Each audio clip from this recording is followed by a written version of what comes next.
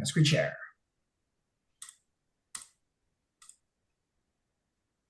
Oh, I didn't put my like Tal'Dorei intro music on. I'm going for the top listener to that one song by 0.0000001% this year. That's what I'm going for. Last year I missed a zero, but this year it's on.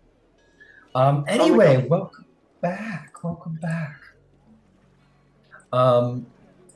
You all prepare yourselves for a little thing that Sir Estra or Lord Estrox, Estrix, Jesus, Lord Estrix got you all involved in.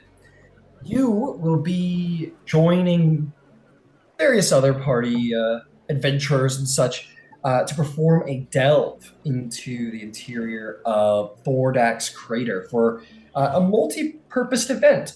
You will be extracting gold and treasures and whatnots from the interior of Thordak's cave.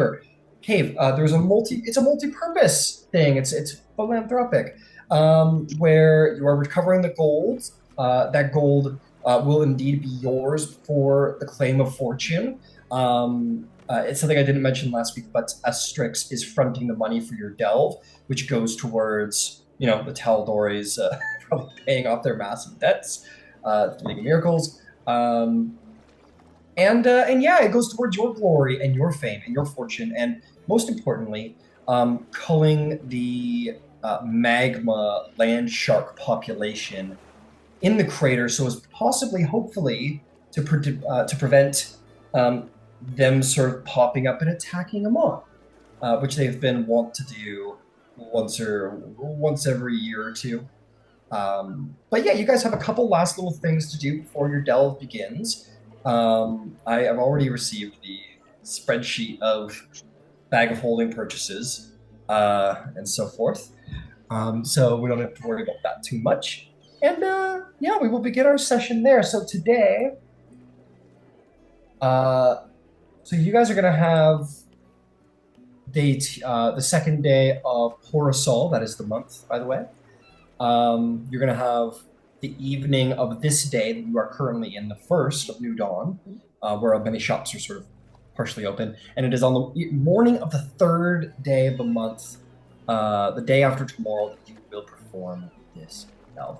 So, welcome back, everybody. It's of course very important to mention that in preparation for this, Glint recruited some new talent to come join you on the delve. Kiro was invited to the most bizarre place in the world. One might wonder if an Arcfey is behind it all, but who knows? You witnessed flying winged cats. Oh no, that's the one thing you didn't actually witness. I don't know why I was there. I got my campaigns mixed up. A unicorn rabbit, a proud necromancer, a war-weary hobgoblin, a 500-pound warhound, mass murderer, all kinds of really crazy shit. And now you're one of them. And there's also an expectation that you get tattooed or branded or something at some point. So that's cool to look forward to. Yeah, so that's kind of where we're at today. Quiro, maybe you after your little battles are you're like, yep, and you go take a huff down a hall because but whatever you want to do. So what does anybody want to do? Aurora Concordant.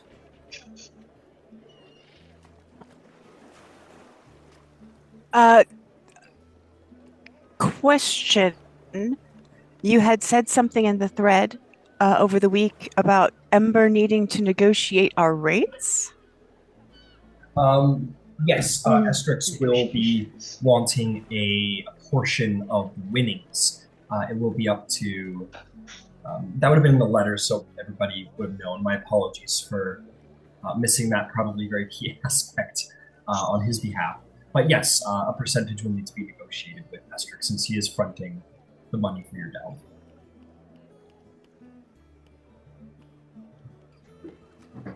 So yeah, Ember, do you ever want to take care of that? Yeah. We can get that out of the way. Beautiful. That seems like an important piece of business before we get to work. Fair enough. Absolutely fair enough. I will say that the next time, and it sounds like you go there every day, it's just down the street. Next time you're in the Rousing Spark, you will see sitting at his table, just like the first day you met him, Lord Estrix is hanging around the Rousing Spark. Uh, he's being waited on like some long lost hero by your mother, and he's very politely accepting it. What would you like to do? Well, since he's already got stuff there, I'll just go up to the table and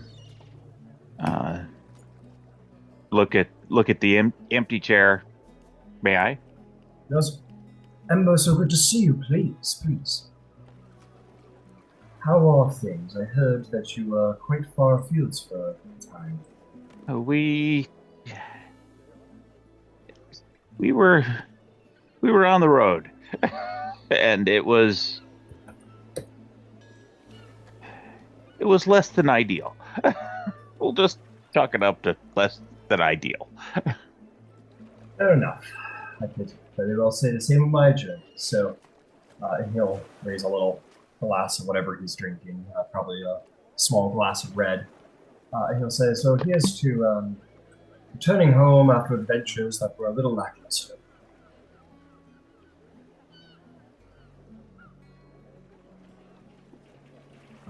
So, excited for the delve? Me and the rest of the Concordant are indeed very excited. Excellent, excellent. Well, I'll be there. A couple other adventuring bands between me and you. I only think one of them has even close to the potential of your group, but it should go well for all of you. I have every confidence, especially considering you have your skill in the matter. But yes, let's get out of the way the business. I'm sure we both are eager to have that little piece up. Right. I think that is a fantastic idea. Enough. Well, it was a bit of an expenditure to see to your entry. Nothing paralyzing by any means. What do we think about? What about a 40%? I will take a 40%. You're taking all the risk for life and limb. I'm taking the financial risk, but I am confident. 40%.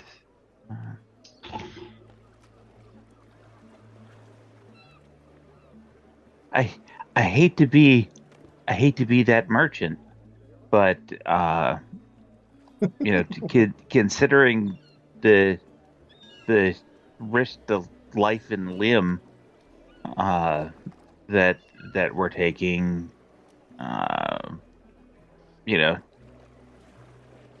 while I am less personally concerned about things related to fire, not all of my companions share that same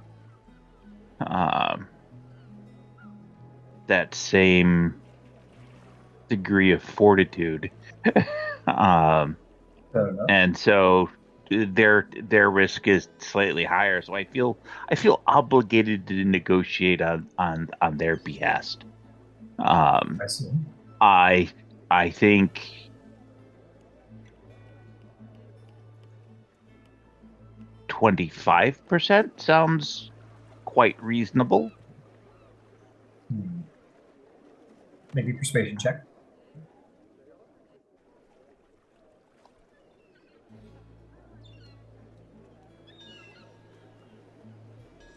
15. 15. Pretty good. You said 40, you said 25. It says, what if it's,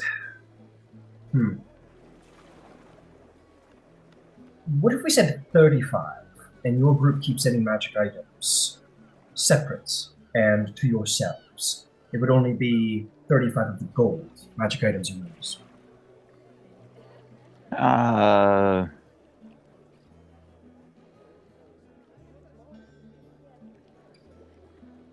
35% of any coin weight and jewelry weight, I think would be fine. Raw gemstones, uh, maybe 30%, I'm afraid because coin weight doesn't work we too well. have Glint. He's a significant crafter. Uh, those raw materials could be very beneficial for him. I think that would go a long way towards,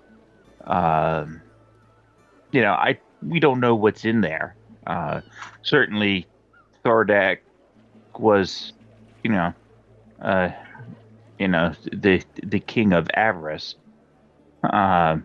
So there's certainly the possibility of, a significant amount in there. The finished jewelry and coins. I think 35 is very reasonable. Any loose stones, those have the potential to also cover,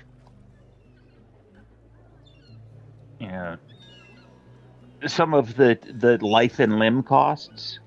Um, So you're saying you won't stick with 35 of coin value and gems are yours as well, on top of magic well, items?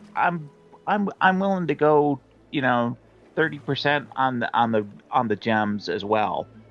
Um, that seems reasonable for the frontage, but I know that we, in addition to raw material crafting side for Glint, we sometimes run into the necessity for diamonds for a variety of life and limb purposes. Uh, so I would like to carve out a space where, uh, we're trying to capture against that future need. So then why don't we say 35 magic items are separate, those belong to yours.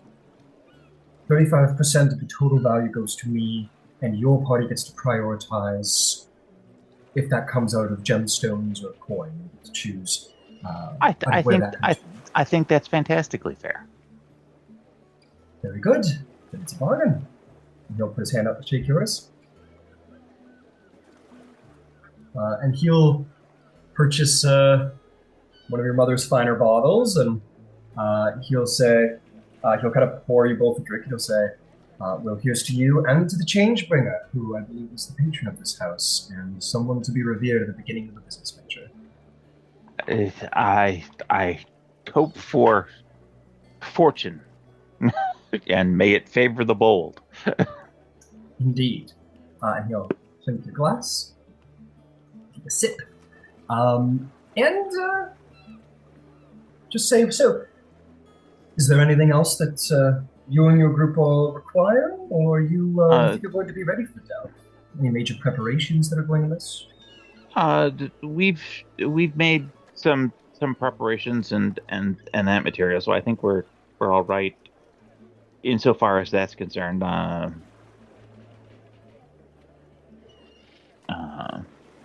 Good to hear.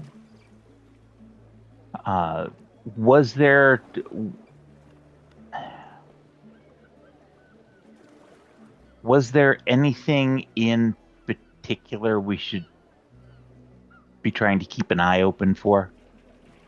I suspect that if there are multiple groups who are planning on going in.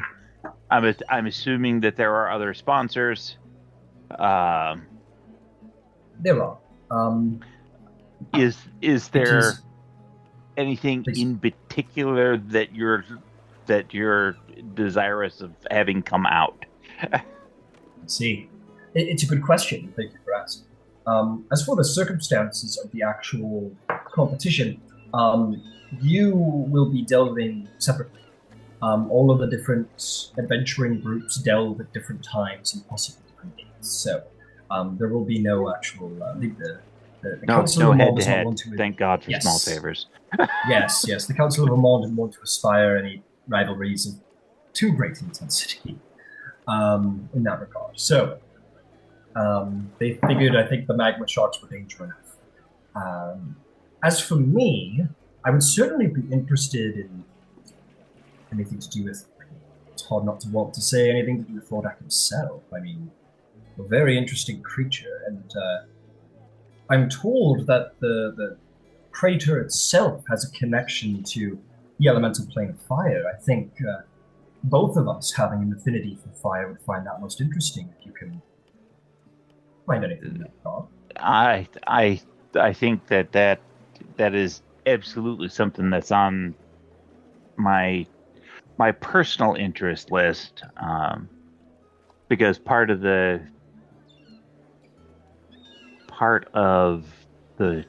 purpose,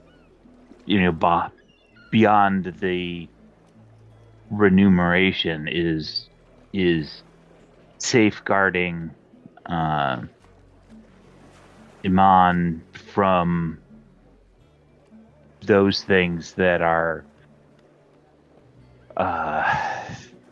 the magma Landsharks and the other elemental born issues. And considering that, this is home not only for my immediate family, but my extended family now. Anything that furthers that understanding, and helps improve the safety of the surroundings, I think is hugely beneficial. I don't know what that material will look like. But it's absolutely something to keep an eye open for, and I'm certain that the Ashari will be most interested in whatever information can be brought out in that regard as well. I couldn't agree more. Is Why don't we there? add a slight touch to our little deal with that? Why don't we say that if you find any material, relic, item, so on and so forth, related to pure elemental flame, then why don't we say that is something that you bring out, keep to yourself? Me and you maybe can have a cheeky eye on it before it's turned over to the Ashari, and indeed, we turn it over to the Ashari. I think that's a reasonable a reasonable route forward. I'm not certain that the Ashari will think that way, but they're not the ones putting themselves at immediate risk in this particular endeavor. Oh, indeed. I'm sure excuses can be made, and I'm sure they'll be happy for it in the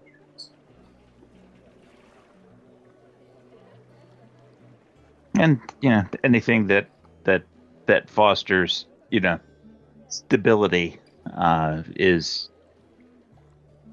the few that I have met, who are actively engaged in the Ashari's mission, have all been very dedicated to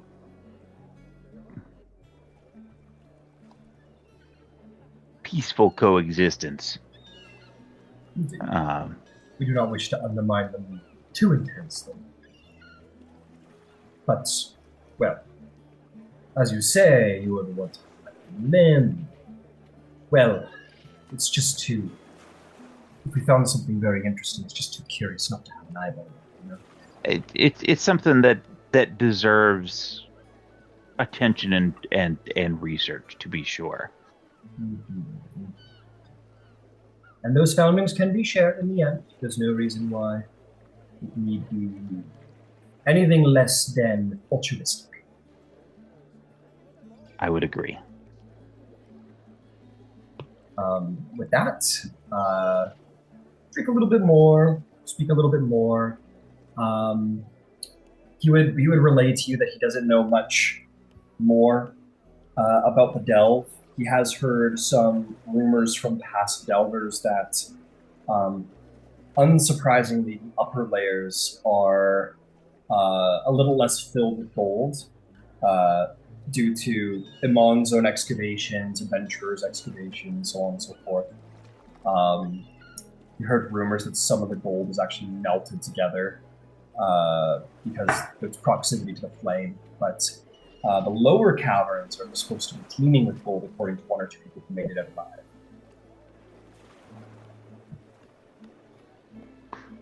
So, as is typical, the lower you go, the more recompense that there is, but the danger scales accordingly. Indeed. That seems entirely on point. Bigger risks, bigger rewards. Absolutely. Do you know much about the magma landsharks themselves? We've been. I have not seen one before. It's unique. I have some knowledge of elemental things related to flame, but these are certainly a unique creation. Not anything that I've heard or experienced firsthand. Okay. I just thought I'd ask. Yes, of course. Feel free. Sweet. If there's nothing else, you guys can shoot the shit a little longer and, yeah, eventually pack up and begin preparations for tomorrow. Is there anything else I'll say that everyone's got like time for like an errand, or we can cover the logistics that have already been figured out, some bag of holding and potions and whatnot. So I think were discussed above table. Yes, Yvain. Yvain and Ember were going to go see Amara, who is in town, to find out about the magma landsharks. That is right. Absolutely. We can play that out. No problem. We'll say that Yvain, you're chilling at the bar while Ember does business. While you're on the way out, and Ember, you can stroll up to Yvain. You guys can head out. And would you wish to speak on the way about anything? 35% of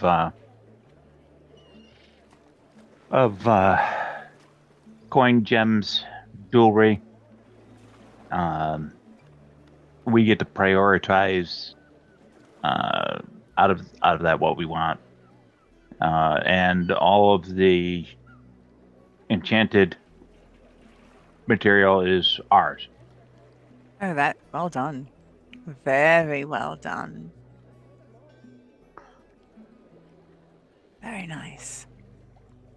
It seemed a fair arrangement. No, absolutely. And I think it respects the investment that we've made into getting ready for this, and the fact that we had other offers. So yeah, I like it.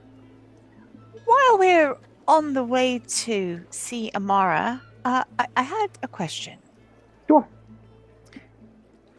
Remember back in Silra when you were very, very angry with the Spider Queen and you were talking about her followers? Do you feel this? Do you still feel the same way? Uh, they need to go. All right, but what if? You know, But what do if? they need to go in wholesale? What if we could pull them away from her I instead of think just that killing them? I, I'm th I about. think that's tantamount to the same thing. I have a plan to kill them all, and it will work.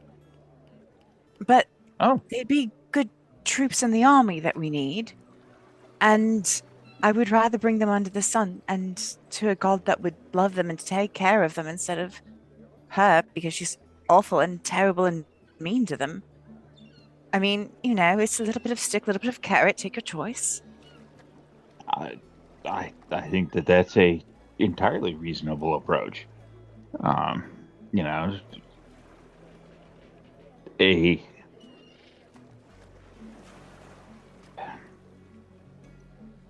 I'm stuck with the question of nature versus nurture. And given her penchant for deceit, how ingrained that is in the culture to the point where carrot or stick, how much can be believed? Yeah, no.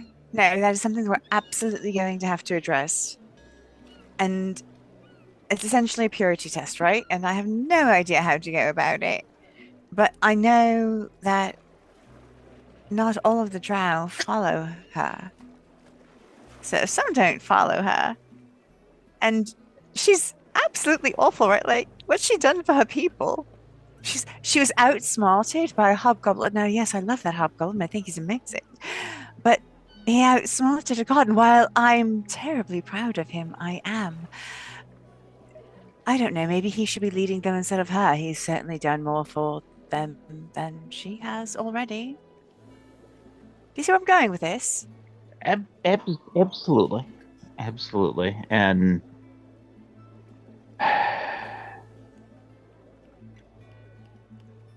I mean, otherwise we find a fault line and pull the earth in on top of them. and that seems like a Carrot, stick, yeah? true enough. We'll have to work out the details, but for another time. Absolutely. Besides, we have this to do. We have a brawlers league in a couple of weeks. We have a couple of weeks after that. We have got Zarvog's throwdown in the sand. And in between him becoming the champion for the throwdown in the sand and the Brawlers League, he and I are going to fly to Whitestone and back. That needs to be done before we go to Craghammer, and when the day of challenging is done, we're off to Craghammer. I know, we're swamped. Just a quick note, Zarval, you had something you wanted to contribute? You're on mute. Muted? Sorry, yeah, when they're done with their conversation. I don't want to interrupt. Okay. Go for it, you two. Yeah, I think that was the conversation on the way to Amara. Yeah, Oh, beautiful. Then you're up there, Zarval. Yeah, so Zarval will want to collect Nyx and Kiro. Okay. And so you do. Ember and Yvain, you're on the way, but I do. meanwhile, All right, so you ready? We're going to do a little fighting. Oh, Now, okay. Nix, I know you have a weird natural tendency to get these things right, but you got that vortex warp ready, Of course, of course. right? Ooh. So I'm getting, chomped. A little help would be appreciated. Of course, you've got one in the back pocket with your name on it. They have a tendency to want to munch on you. Just so succulent. And you've got a number of other very beautiful tricks up your sleeve. So I assume you're ready to go. You ready? Ready for a fight? Yes! All I wasn't right. so ready the first time we went up against things, but this time we're going underground. I'm ready. I'm ready for it. Very nice. All right, Kiro. This is I'm- your first time? First time doing what? Well, this isn't the most careful of groups. No. I noticed. Take care of That's what yourself. everyone wants to hear before they go into a mod. We have a number of workplace incidents. Here's an incident report sheet. Just letting you know. I How was gonna it say goes. there's just a little counter on the wall. It never gets above 3. So there's a couple of rules. Take care of yourself, number 1, right? Right. But a quick follow behind that, unless you want to be that half-elven guy that eventually I will kill, is don't abandon the party. Right. Right. So take care of yourself, don't abandon the party, contribute how you can. And when we come back out, we'll all be a lot richer. I am excited for that part, I will say. All right, you ready to go? Slaps the shoulder pads. Wait, where are we going yet? We're not going down there yet, yeah? I'd quite like to know that too. 2 of them just we're not going now, are we? Well, pretty soon. You gotta get ramped up. We're the meat of this party. Right. The other ones are a little squishy. They're gonna stand back and say their fancy words. We've got to get in there and do our thing. Ready? As Glint is going out the door with a sack of what's probably bones to load up a cart, it's Right, true. back and forth. I'm a delicate flower. Hero just kind of watches after him because again, if this is the same day, the 6'4" skeleton and just kind of looks back at you and is like, "Those are the delicate ones." All right. Yes. All right. Yes. No. All right. By far the world's squishiest dwarf. I'm so confused. He made that. It's fine. All Let right. them stand back. We'll go in front. But Do that. That I it's do all well. about bravery and moxie. Next, you got moxie. Lots of it. Yeah, Kiro, moxie. I was hit on the head a couple times as a child, but sure, we'll call it Moxie this time. Absolutely. All right, let's do this. Definitely a concussion or 2. Do we need Beverly's some... like, I've got a little moxie too. If I'm involved. She's I got always loads forget of about it. I always forget about Beverly. Yeah, Beverly. everyone always forgets about me. It's Beverly, okay. you I'm ready? not like official. Beverly, you ready to go? This is actually, personally, I wished Finch could have done better. There was a lot of times when someone could have stood in front of, maybe a dragon's giant teeth clamping down on someone's midsection, and there was no Right. paladin around to stop that from happening. So Yeah. maybe you could do that. Oh, okay. Circling back to, and if Glint's back inside, she's looking at him again. You said I wouldn't lose any limbs. Oh, who promised you that? Glint? Well, that was a goal. A goal? I thought it was a rule. It's stretch good to goal. have goals. I thought It's it good. was a promise. Look, if you lose a limb, we'll be sure to either reattach it or get you a new one. He's very good at making them. I saw one. It was very nice. To be So fair, what- he does make them out of soup, so. I just don't want to lose an arm. Do you know how long I had to sit for these? And she'll gesture to both arms that are completely tattooed. Like, I'm attached to all of my limbs. I just like not to lose these two. Oh, understood. And we'll do all we can to make sure you don't lose it. I haven't seen any delimbings from anyone in my time with them. Yeah, it's not gonna start yet, right? All right. Bev, how's that shield going? We ready? Yeah, she brings out the shield. Ooh. All right, so I'm gonna need you to, run out there, shield it up, paladin it up, Right. and No, go just ahead. yeah, I do. I'm doing the moxie. Yeah. Right. Doing Oh, Moxie. All of the confidence and faith of a paladin. I will see you on the other side. Okay. This feels a lot like we're going to. This feels like war. I guess it is kind of. I mean, lava Landsharks. That sounds Painful. Painful. a little She bit. kind of points at you like we're like. Points right I back at her. To be honest, and I'm no fan of fire, but lava land sharks sound hilarious. I can't wait to get in there. Incredible. So we need some supplies, right? We still gotta get some more supplies, I think. I feel. I think Yvain headed out the door early this morning with an intimidating ledger of detailed notes of what to purchase. Personally, I'm going to be putting together a little assistants, interns, if you will, for our endeavor. So maybe check in with me in about an hour. Did you make those Wonderful. from soup too?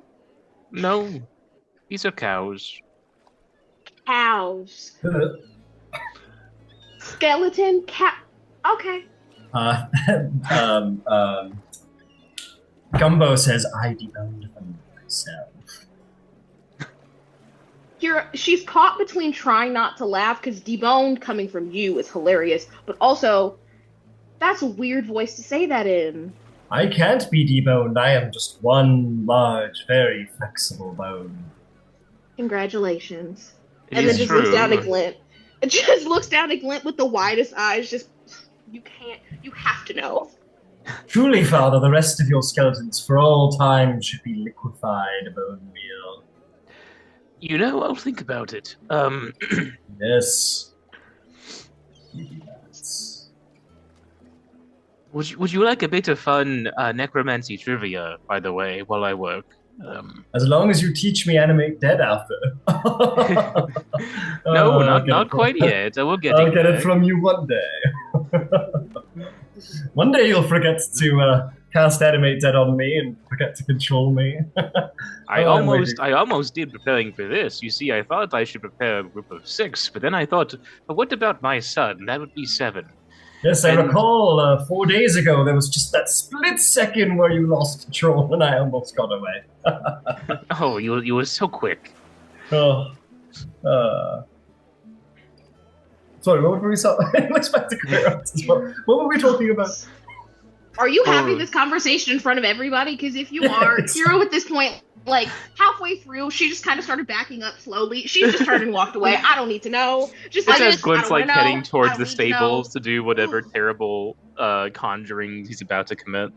All right. Horse is like at the back of the Bone cows. stables, like pushing its body against the back of the stable. Yeah, and Glint's going to cast a 3 third level spell slots, I think, given that he's been fabricating today as well. To cast Animate Dead and create 5 skeletons. Yeah, Quira, you took off, but Tarvalk and Nix you would see from the the cow bones sort of laid about. They're cow bones, so the skeletons that are created are a little lopsided. Like it's not a perfect. It's definitely not a perfect human skeleton, like obviously. So some of the bones like snap in half, and some of the bones kind of fragment and form a vaguely humanoid shaped skeleton that is very much lopsided and a little limp, maybe, but nonetheless ethically sourced. Mm-hmm. Ah, my delightful children.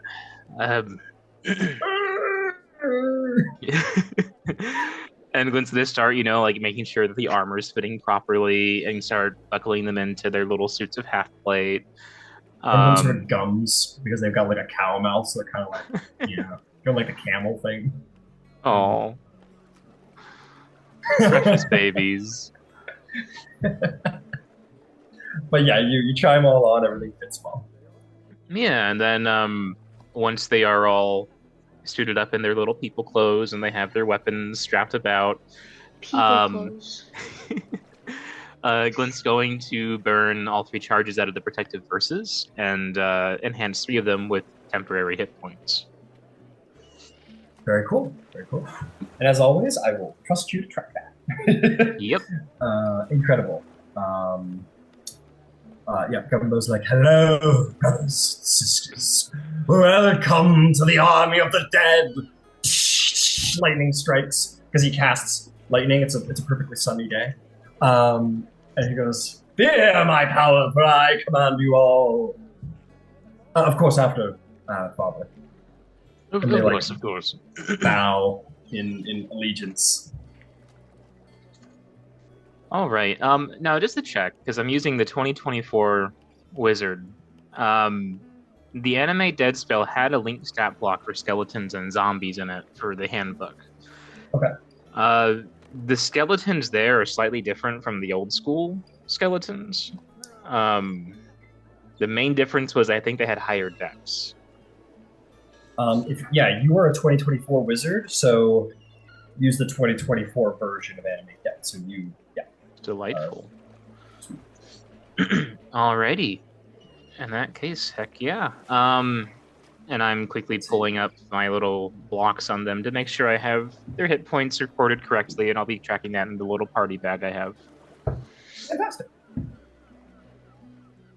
All right, well, Zarvold, Nix, Beverly, and Quiro all sort of attack each other in the yard. People walk by, and Sometimes. some couple says, "Oh, look at that, dear!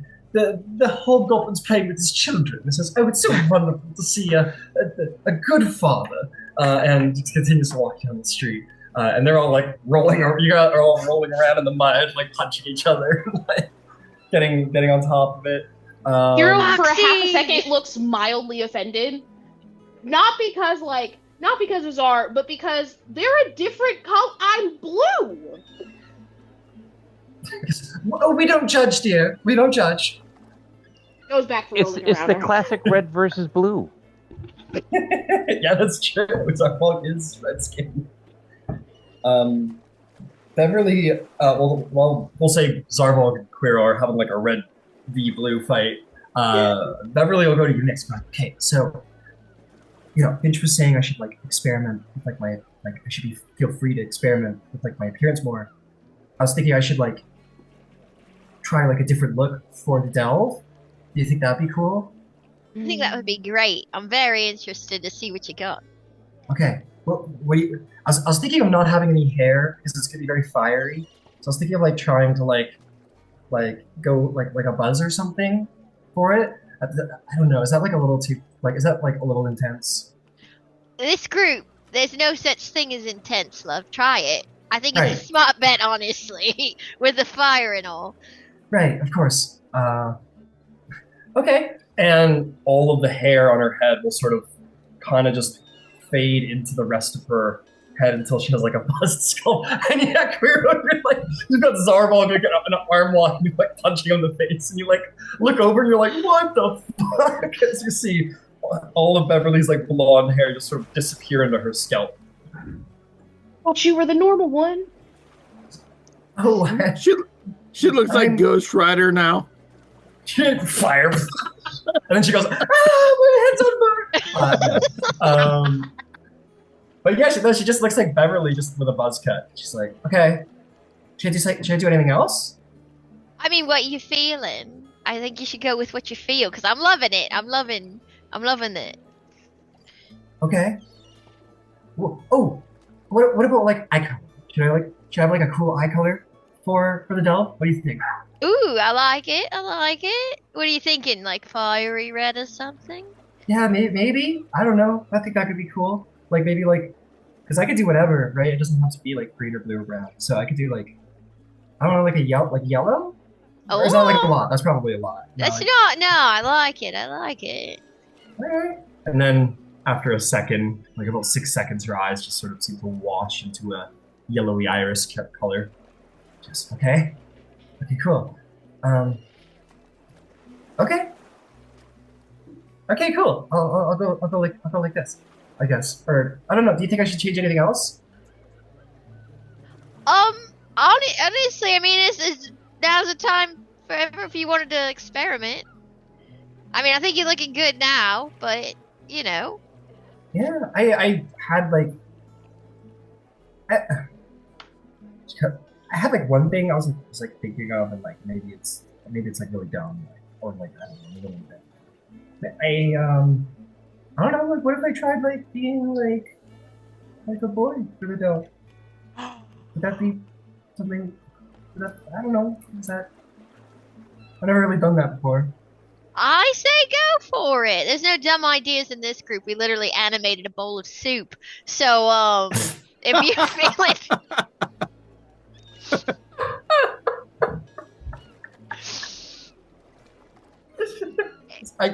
She looks so surprised. She looks like very comforted by that point. She's like, yeah.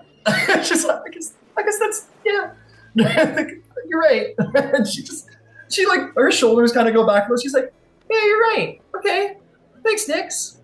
Yeah, you're right. It's not that big a deal. I mean, bowl of soup. That's right. Yeah. Let the gender bending commence. Okay. Okay. I'll try right now. She kind of like does one of those, like she's really thinking about it. And yeah, her physique kind of like her hips just pull in a little bit, and her shoulders kind of pull out a little bit, and her bust kind of disappears, and her clothes kind of hang a little in that area. Her face, her jaw kind of sharpens a little, and she's kind of like, oh, that's weird. She's kind of okay. Or yeah, her voice deepens. She's like, okay, oh, that's weird. Wow. She kind of walks back and forth, and she's kind of like walking a little weirdly. She's like, this is really weird. It's like trying on a pair of shoes, eh? Yeah, something like that. And she kind of like goes back. Walking has to feel different. It's a bit of a swing.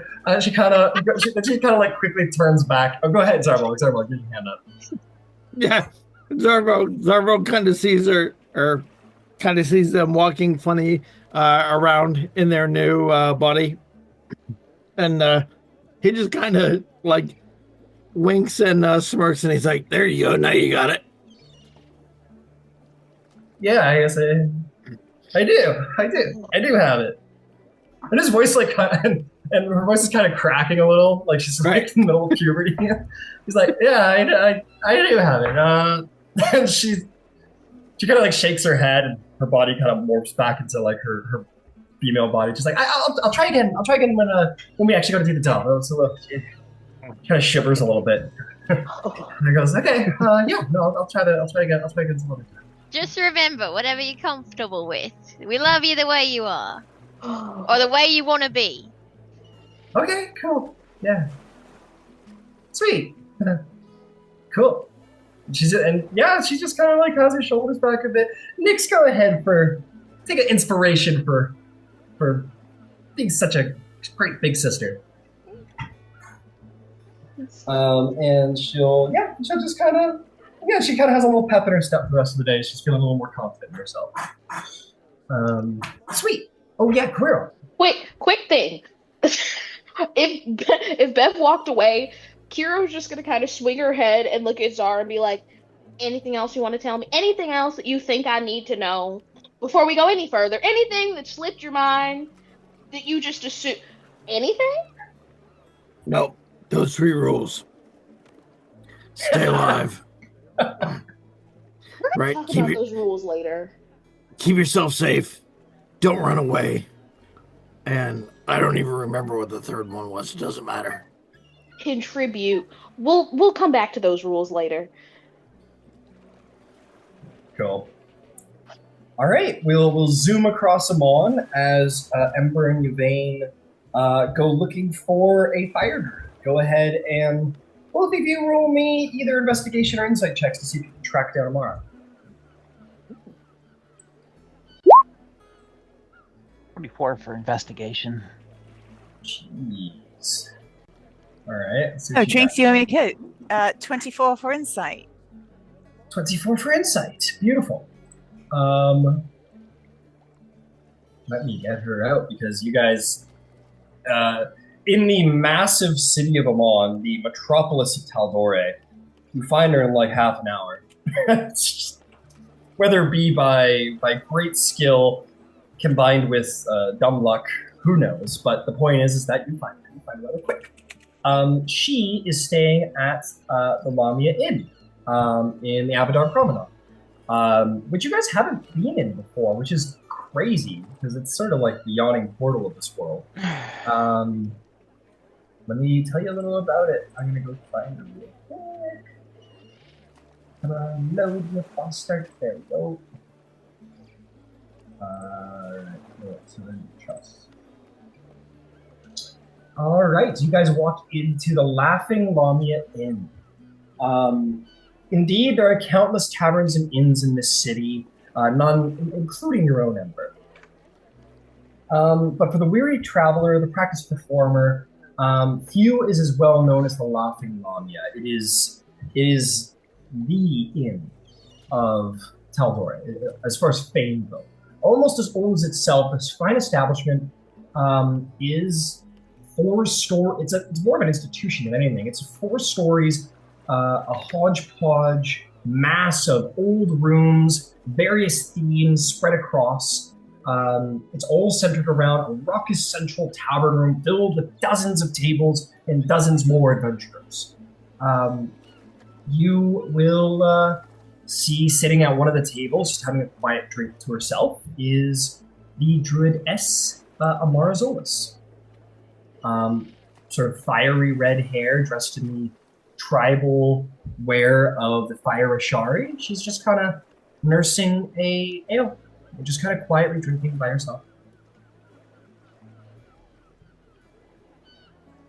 I will repost her handout in Google Play for it.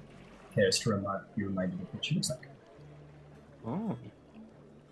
So Yvain will approach and give her and say, Kaitiake, sister. And she stands up, she'll give her a hug.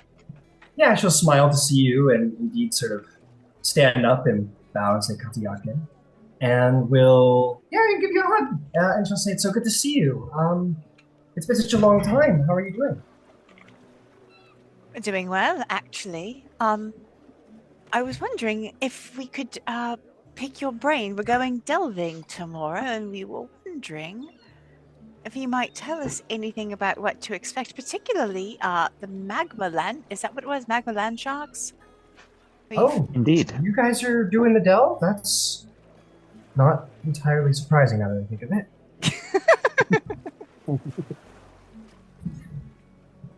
Yeah, absolutely. I'd be happy to tell you it. And she'll welcome you to sit down with her, and she'll say it's a weird thing to find yourself in a position where asking random people to dive into a primordial magma cavern for the good of all is the good thing to do. It's a little weird feeling. But yeah, magma landsharks. Sorry, my TV. Okay. Oh, there we go. It's all it's got. Oh no, it's gone again. Oh well. She says, "Yeah, let me see. What can I tell you? Magma Landsharks.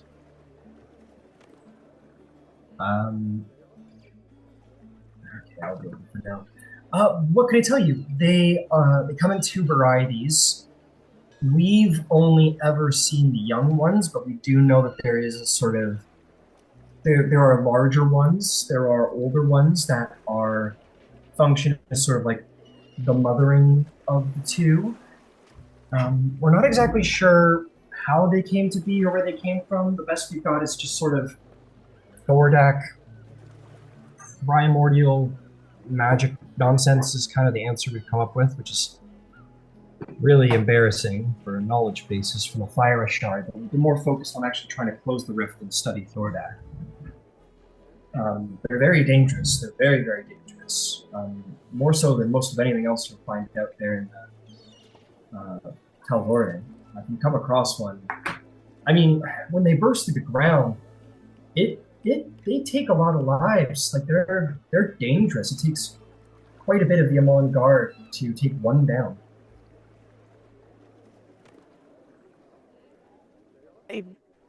They burst through the ground, so they're burrowing things. Yeah, that is true. They are burrowing. What I'm told is that they're immune to lava. They actually like to swim around in lava. If you can believe that, which is kind of terrifying to think about. That's terrifying.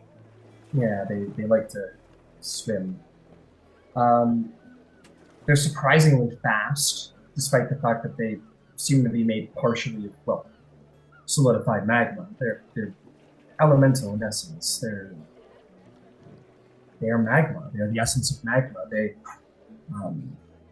Because of that, there's some speculation that they actually come from the elemental plane of lava, which sits between the planes of earth and fire. But again, we don't have any assurances of that. What we are sure of is that they're incredibly strong, they're very durable, they are not stealthy in any way, they're very bright, they can jump very far, very high, very fast. If you touch them, they burn you, and their bite is deadly.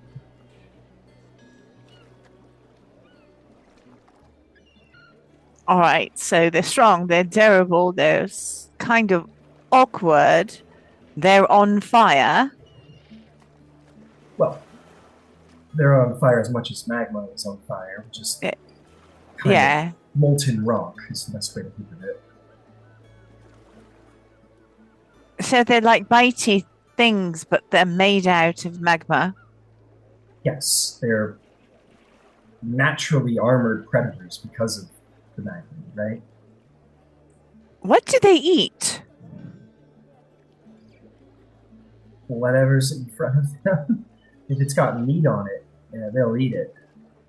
This are the carnivores. I was hoping they were vegetarians. It's just No, they when they burst through the street, they don't do it to just cause havoc. They do it to feed.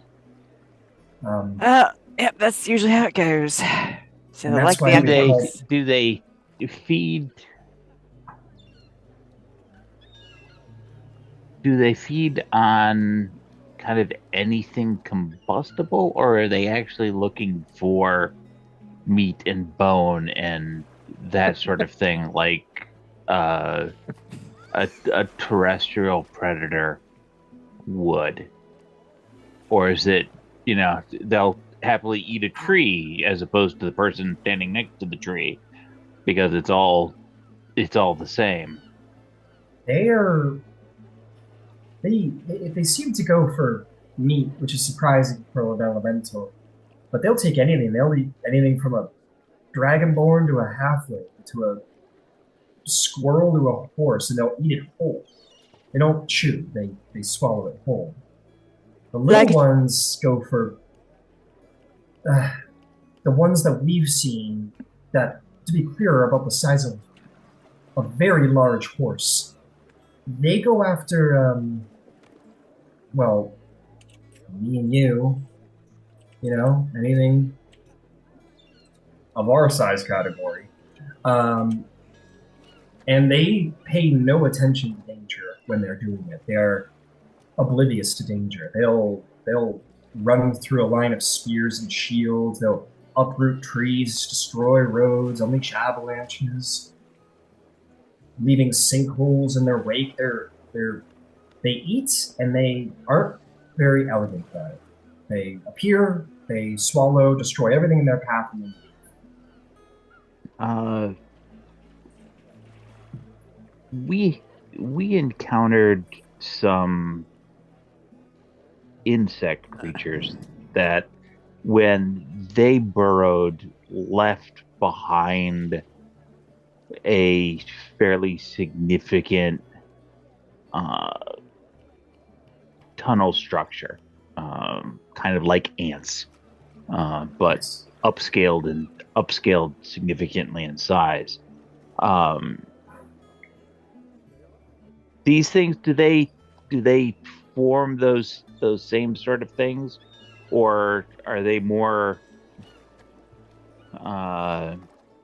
burrow in and kind of backfill behind them sort of deal, like ambush predators might?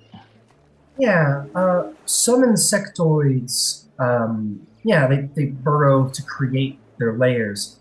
These things bury to get from point A to point B, and when they do so, they don't bury with claws. They just bury with they just melt everything, kind of clamber forward. So the answer is no. At best, they leave sinkholes behind them. At worst, they leave tunnels that are as hot as a blade out of the fire. So I wouldn't recommend pursuing them that way. And chances are you won't have to pursue them. They're not really the running kind. They kind of fight until the last straw. Well, that's also good to know that they aren't going to be subject to fear or any of those sorts of things. No, they have no concept of defeat or fear. They just have a concept of eat. Gets to the food and swallow it whole, yeah. Are they vulnerable to anything in particular? We've tried splashing them with water and hitting them with ice, and nothing particularly seems to make them vulnerable. I'm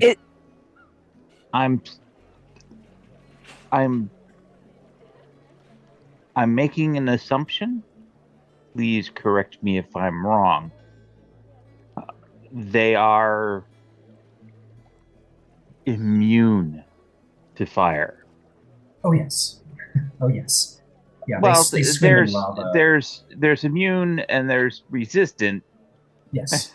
And those are two entirely different animals. Oh, absolutely.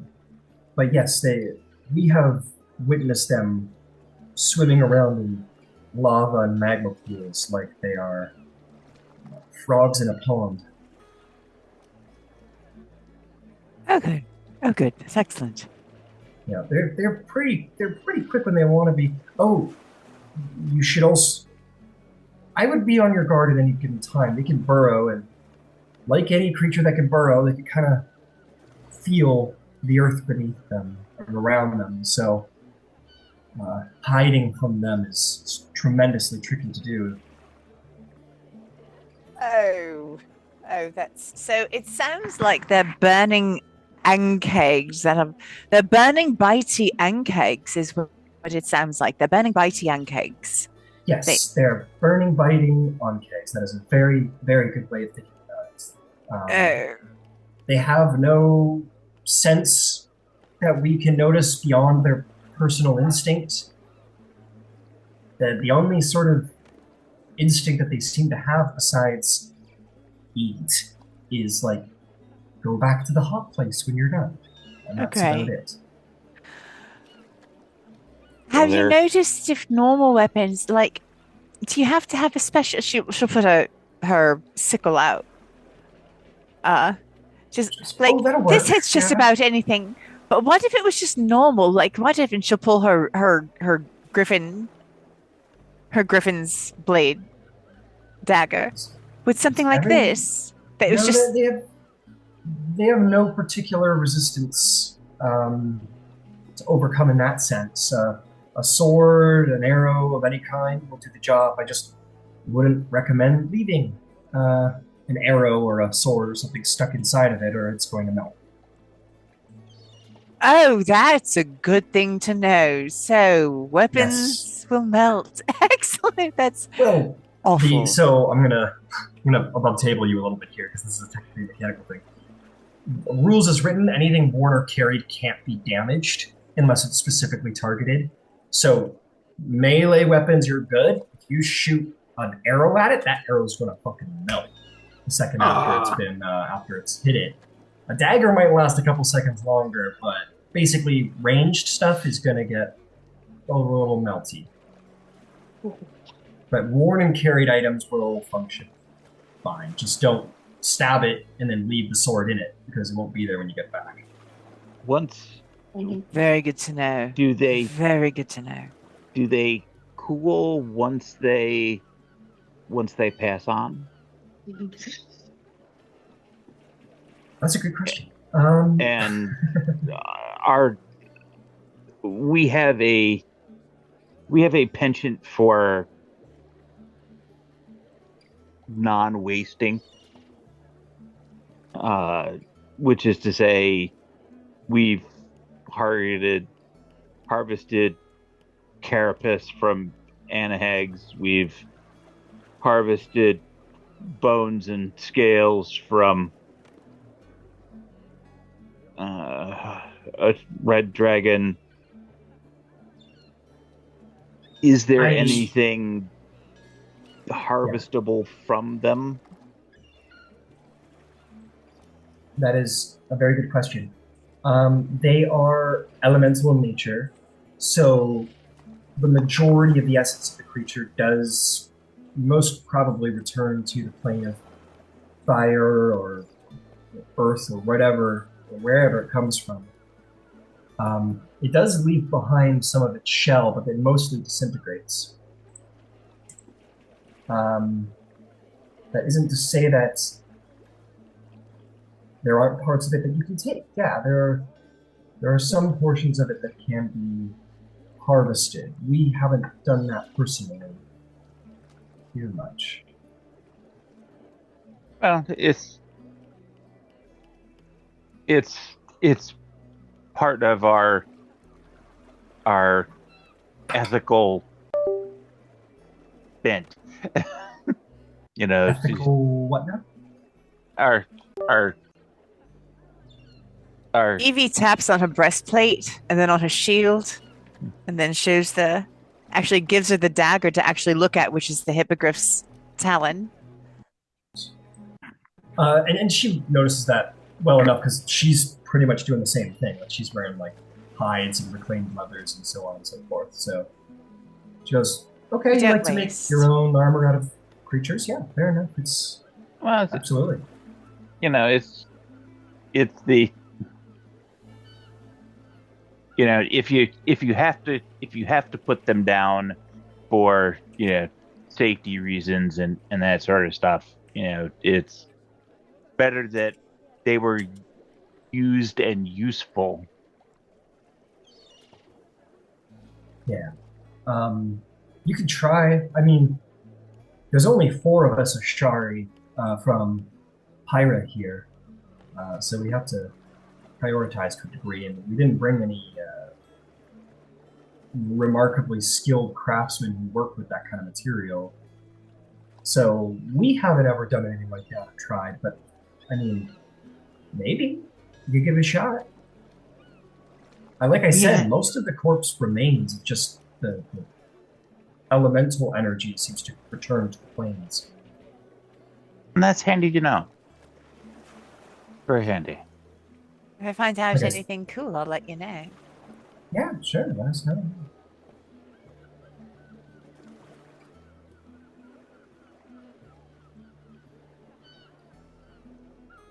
Okay, is there anything else that I could... I wish there was more I could tell you. Just they're just very similar to bullets, if you've ever come across those. Just very destructive. Just on fire. Large. Yeah, just on fire. Very mean. Yeah, I really do wish you the best of luck. Ironically, I think the best bet is to take it down at a range because they're mean in person. They don't fly too good. Obviously, they don't fly. They leap. They can leap. You'd think being an eagle 20 feet in the air would keep you safe if it doesn't keep you safe. No. Okay, that was a lovely piece of information. Because that I eagle occasionally. All right. Yeah, no, they're eagle away. You wouldn't think something that big can move that fast and jump that high, but So they burrow, they fast, they jump, but they can't fly. No, they can't fly. But they do that feely sensey thing that the ankegs do. Yeah. So it's like impossible to sneak up on them. Not impossible, just very improbable. Yeah, no, I don't know, if you have anyone who's particularly stealthy, they could probably get away with it, but again, tricky. It's not foolproof. If you have someone very light on their feet, they can get away with it, but difficult.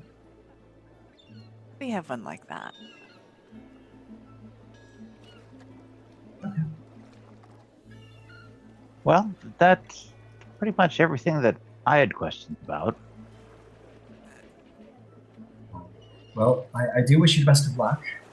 And it's good that you're doing this. I mean, we called for this delve the moment we heard that they were beginning to amass because they don't wait for long to go hunting for food. So it's good that this is getting done. We hope to come back and tell you many new things about them. She looks like genuinely anxious for you all. Like these things have probably haunted her nightmares because she's probably been the one who's been called to deal with them a couple times. And they're mean bastards. All right. In unrelated news, Nero seems to be doing well. Yeah, I've been keeping a bit of touch. He reached out. I'm glad, and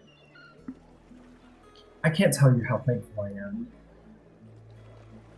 He's a shithead, but he's got something good inside. Yeah, he does. Yeah, he does. So thank you for what you did. If there's anything I can do to make it up to you. I keep in touch with him as well, and Ember will waggle the descending stone. All right, you waggle.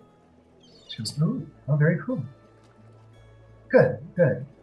I hear he's doing well. I hear he's taking it. And you would have heard as well, Ember. He says, I hear that he's taken an apprenticeship, which is nice. In the Panasonic. So things are good. Someone's keeping him in line, which is what he needs, I think. Yeah.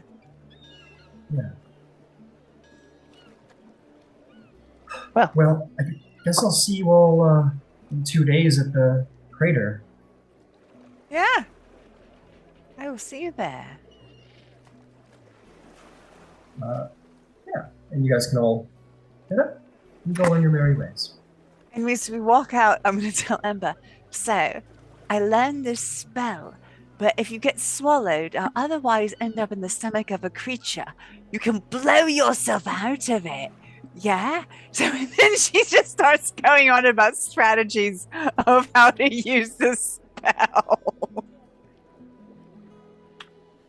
Very nice. Very cool. Tremendous. With that, I'll say that the party all meets back at the Bastion. The sun's going down here on the first day of the new year. Quiro, you are shown a room by Beverly. You are shown to a room. It's a bit cramped, but it does the job. Yeah, It's I probably think. bigger. It's probably bigger than the room that I had before. Yeah, well, yeah. On the ships that you were on, you were probably sharing a room like this with like I was about to say, four and it's by myself. Yeah, you were probably sharing this room with 4 or 5 other individuals, is what you're used to. So as much as it is cramped, you're like, I can spread my arms and not touch anybody. And yes, so cool. Nobody snores but me. And you have the bed all to yourself.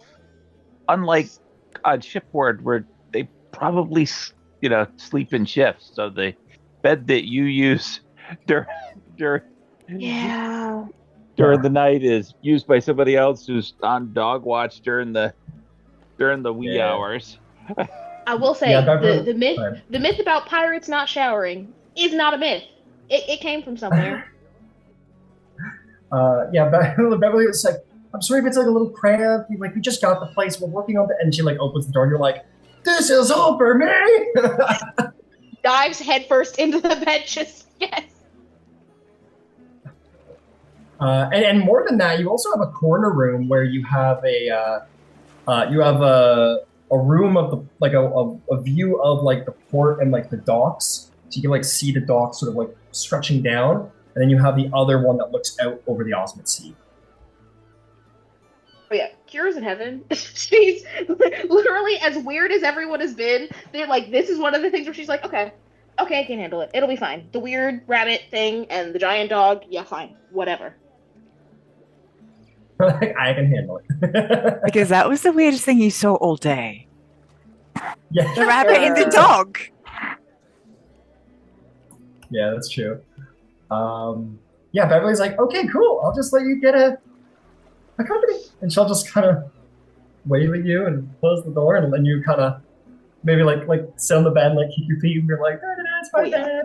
enjoy the moment. And Definitely does like a cartwheel and a half. yeah, there's like a thump sound. Girl tries to cartwheel in the room. Incredible. And she'll like walk. We'll say like, you may number come back as time, and Beverly's like, Girl really likes the room.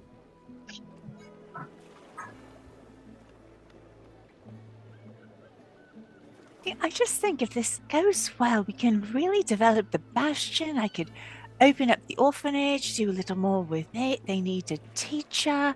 I was thinking, maybe we could have an apprenticeship. Because there's got to be boring things, like the woodcarver doesn't really need to be sanding. He could have an apprentice to do the sanding for him. We could just support the economy that way. And Yvain goes off babbling as to just la la la socialism, la la la. Yeah, you kind of like we're gonna kill all the Dralvite, destroy them with the fault line, and support the economy and build the temple, and blah blah blah. And she like smiles and nods, and as you walk away, she like looks at you over and she goes, I wish I had like one dream as cool as all the dreams that she has achieving. Hey, it's good to have a dream. Yeah. You know, between you and me, I'm surprised you haven't tried on a look like Karzi. Whoa. In platinum. Oh my god. Just like immediately look into it. That's a lot. Yeah. The mighty champion of Bahamut. Baboon.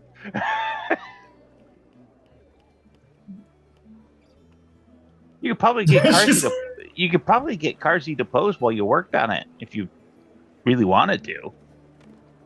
Never tried having scales before. She kind of like wiggles a little in her skin. I don't know, that's weird. Like, not literally, but she just kind of like wiggles her body a little bit, and kind of just like rolls her shoulders, and then make me a quick wisdom saving throw, Ember.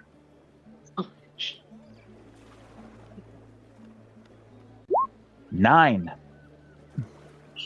In this moment, actually, I'm just gonna. No, it has to be.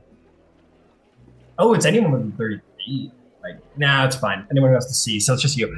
In that moment, she kind of wiggles or whatever, and her like full Hulk style, her small fitted shirt like rips off of her chest, and she like scales of platinum like explode from her skin, and her face like full like dragonborn werewolf style just like rips. It seems like she rips through her skin and lets out this dragon roar, and everyone in the house is like, "Oh, we're being attacked by dragons!" And she lets out this, and you, Ember, like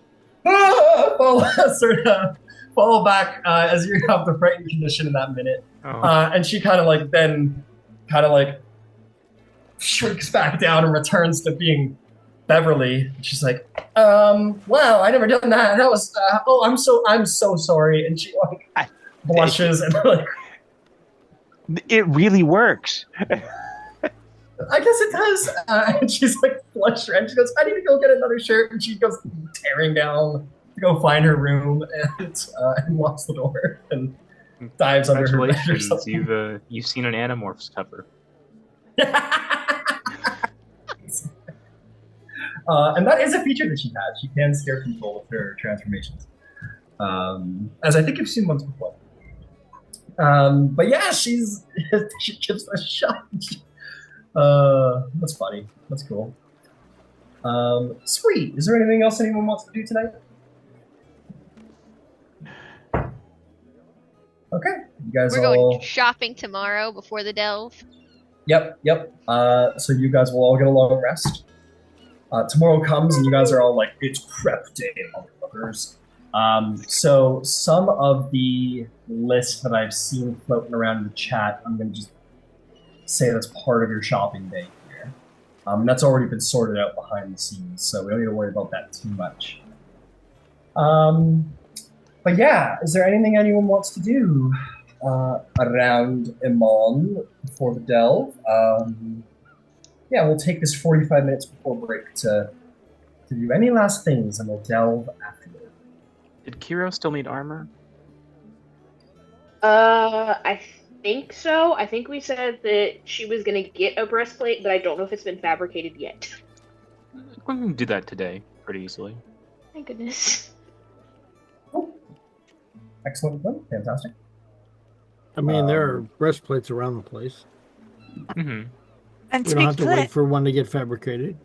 and to be clear, I think Beverly can still fly.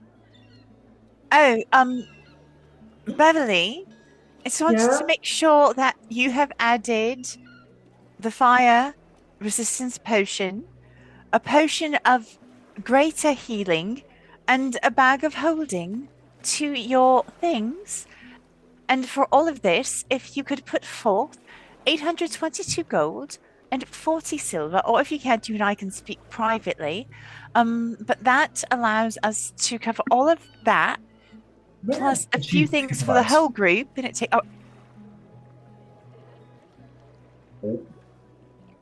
Literal planning paralysis.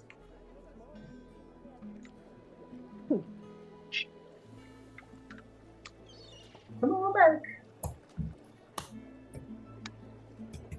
I remember that used to happen to me every single session. It's being freeze frame. You freeze. Don't move, man. Stay. She's really good at it. Yeah, she's really good. All damn time. Man, whole monster is really it doesn't work. Okay, we'll move on, I suppose. We'll come back to you, Vane. Does anybody else have So I think it just makes sense when going forward for your fabricate thing. Because the crafting material price is like in a normal world is half of the sale price. So I don't know if we've been working with that, but I think that makes sense to go forward with. Sure. Yeah. Mostly it's been using raw materials, based on like weight and overall size. Yeah, if you want me to swap over to that, I can do so. Yeah, I'm not trying to hurt your abilities or anything. I was just thinking about it, and it seems to make sense because that's what a normal craftsman would do. Because you're just skipping the labor portion, right? Yes and no, because fabricate also allows for things like you can build an entire bridge out of like a clump of trees. So it skips also like refining a lot and a whole lot of right. other stuff as well. That's true. Okay, yeah, never mind. Yeah, you're good. I forgot that fact. Good point. Pretty impressive. It's a really good spell if you're someone with crafting proficiencies. Yeah. Glint just has mine carts full of unrefined like iron ore and turns them into pristine breastplates. Yeah, so that's a good point. That's a fun thing. Like, so where you're like, oh, I'm in a breastplate today, and Glint's like, yeah, and you're like, oh, a dwarf crafting. What a pleasure! I'm gonna get to see a dwarven smith at work. And then Glint like snaps his fingers, and it's like a lump of like freshly mined ore, some like strips of like leather fresh from the back of like a bear or something, and some like bars of steel just like melt together and shape magically into a breastplate. First of all, thank you. Second of all, can you teach me how to do that? Third of all, what was that? Okay. It's a fourth circle transmutation working. I could probably teach you some of the basics, but I'd also have to teach you how to smith, and also probably a little bit of stoneworking and some knowledge of gems, and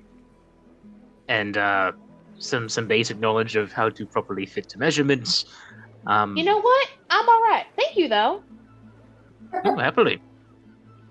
That's fine. How about no? Incredible. Speaking of teaching things, Glint, would you be able to teach me the sigil for Emon, so that if we have to get out of dodge quickly, you know, it's a panic button. Right, let me get my notes out, and we'll maybe take a good few minutes going over it until you can reproduce it, and maybe we can do it over lunch or something. You know, homework study session. I love it.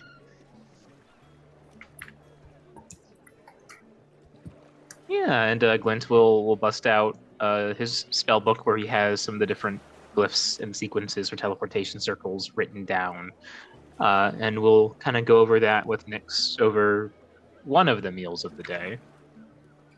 Great. They're gonna write it down in their little notebook. Yeah, have a pre-delve cram session. Nice. Yeti. Cool. Just like the Scoobies in the library. All right, we got Yvain back. Yvain, did you want to complete your list?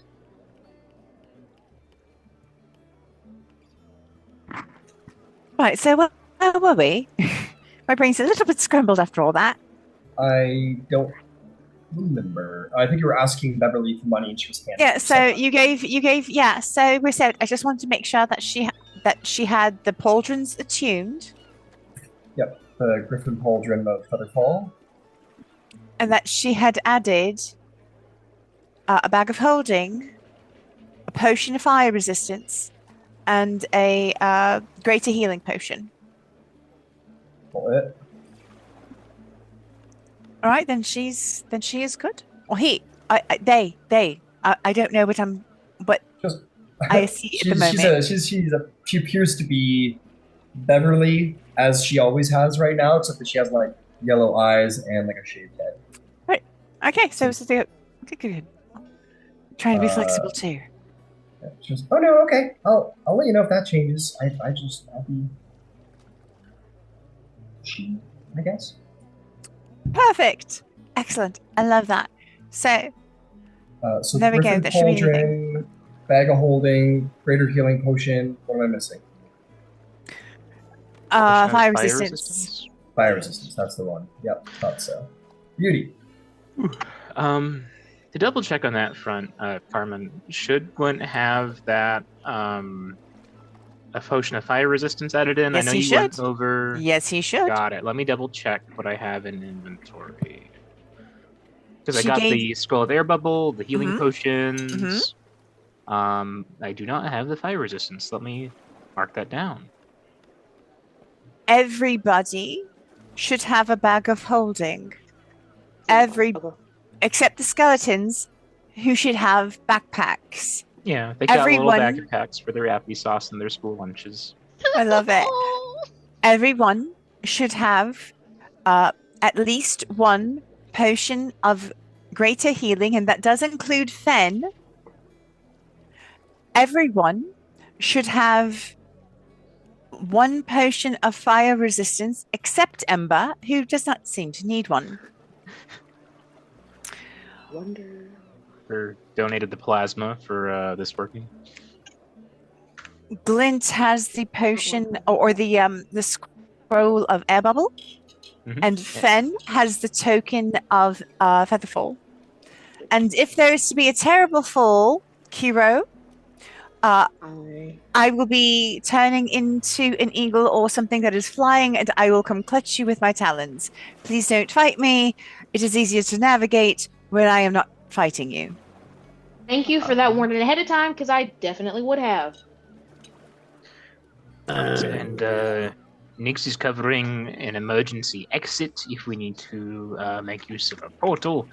I have sending stones. Thank you, Yvain, to be in touch with Tally. I'll be ensuring that we can breathe underwater, though I doubt we'll be swimming very much. Hey, we did the last time we were underground, so... Maybe we'll find hot springs. Ooh, nice. Beyond that, I do have, if anyone needs to be unarmored, I can apply arcane protections. I do have some spells of guarding against elemental forces, mostly directly them impacting your person, say trying to possess or attack you. If you need them, let me know. I can also dispel magic. Glint will want, or Yvain will want to tell Glint and everyone else everything that she just learned about the magma landsharks, including their tremor sense, which she will make a point of to Zarvolg. She will make a point that I do have a protection from energy spell. Oh, in case I do have that, but I can only do that to one individual. I can fly without turning into an eagle, but I'm dreadfully slow. If someone gets swallowed, I can get swallowed after you and burst through their stomach.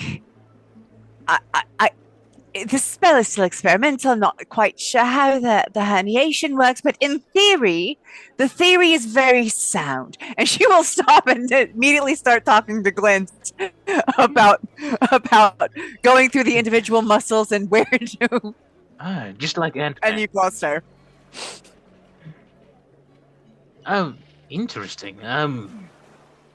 Like in theory, it should work. I've been working on some abjuration spells. I don't expect we'll be at risk against, say, someone slinging magic at us, but if we are, I should be able to shield the area around me for a bit of an aura, as it will, to help keep us safe. Now, that's a rather powerful magic that I've been working on, though, so I can only do that so many times. Also, I am a dwarf. If you are worried about them sensing tremors, I can also provide similar, albeit not constantly.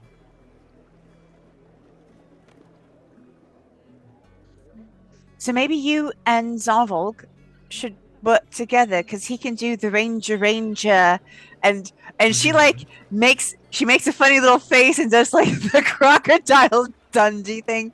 You know, he does that thing he does where he just knows things. Stop it! Don't do that. Lord, that he is very good at just sort of knowing things. Right, yeah. And occasionally thinking he knows things.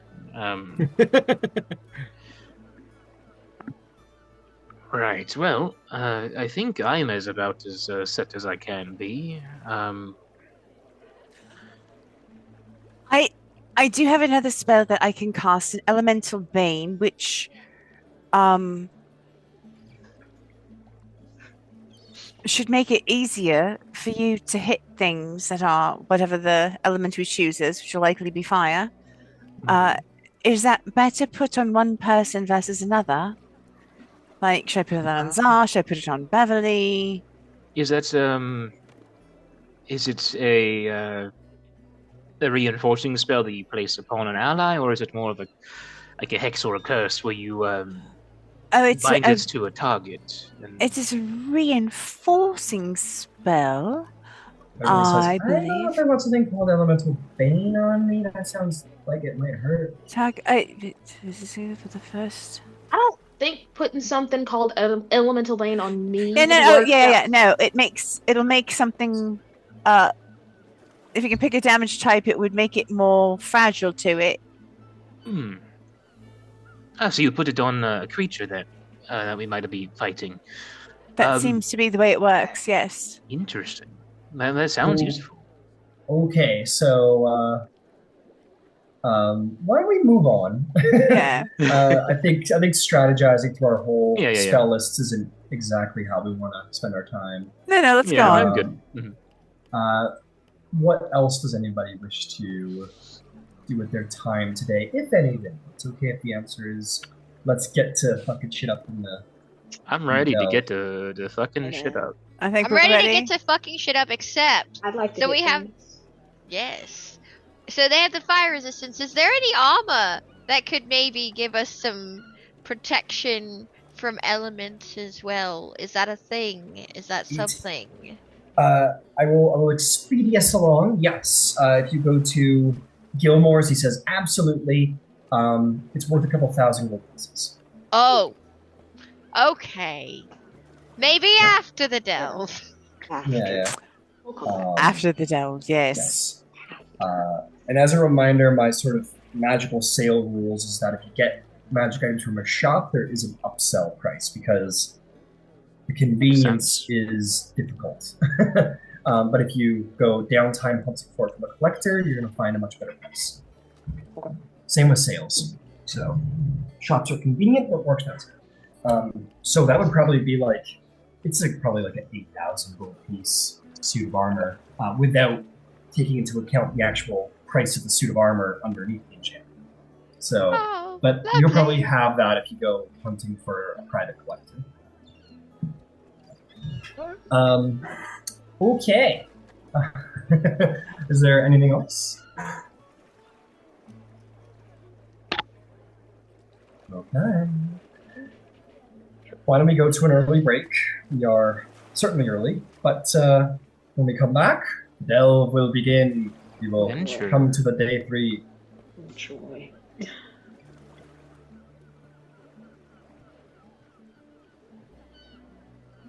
Boy. I'm scared, you guys. Oh my god, what do you mean 99 plus 100 messages? You people are crazy. That's too many messages. No, it's good. We like that. All right, let's get to it. Steve, boom. So much magma. No. Magma. There was a split second where I was like, okay, maybe this is going to go better than I thought. And then everyone started texting. They were like, oh no, this goes bad. I was like, oh, great.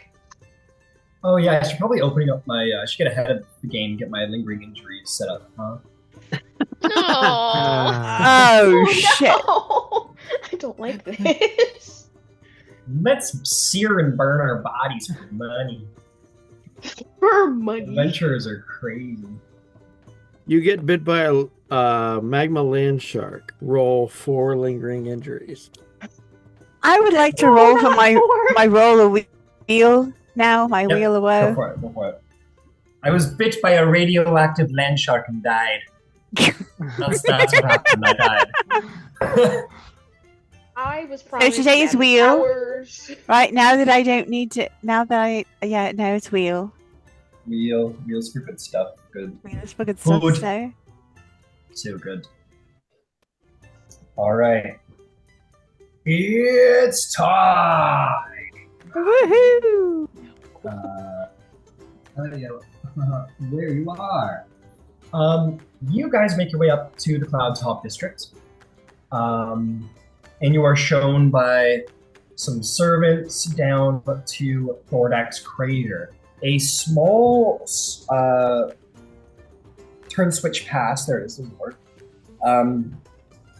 takes you down to the legendary site where Vox Machina slew the mighty tyrant Thordak. This is the site of great history here in Emon. And dangerous present. You make your way to the most unsettling element in the entire city. You see elementally scarred ground here on the side of the mountain. You can clearly see as sort of like down this edge of the mountain where no buildings have been rebuilt. No structures of any kind have been rebuilt. And the entire side of the mountain looks melted. You can see the rock sort of almost like drips into the next sort of layer of rock. Not any longer, but at a time, clearly an erosion has not yet taken its toll to make this place appear more like a mountain as well. And as you descend, it is still burning. You still see sort of black clouds of soot and smoke ascending from what was once the lair of Thordak. As you make your way down, you see a number of people standing out there. I forgot to put her down, but you will immediately sort of see a number of noblemen from across the city sort of applaud your approach and interest. Sort of talking and whispering to each other, clearly sizing you up for their own, perhaps, interest of how things will go. There are a couple of individuals present that some of you will recognize immediately. There is the fire druid Amara, who you just saw yesterday, not standing lava, but next to it. You would see Coin Mistress Vexalia does stand here at the site where she battled Thordak once long ago.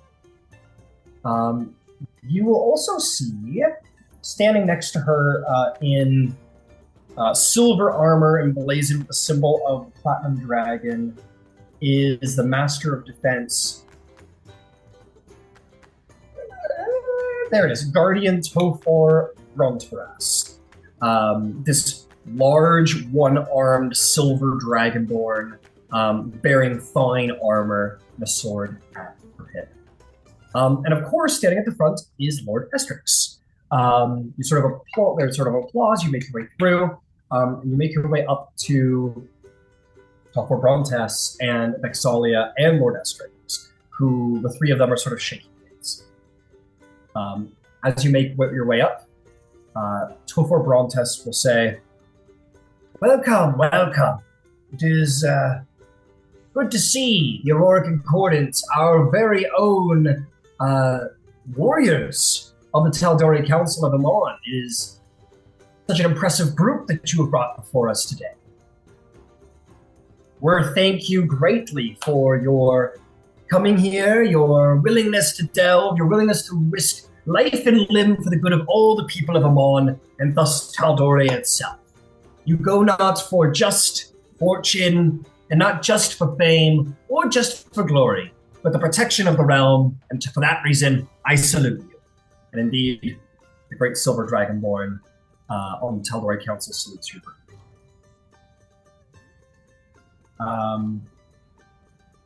Lady Vixalia She won't go quite yet, but she sort of smiles at you all and sees you all here.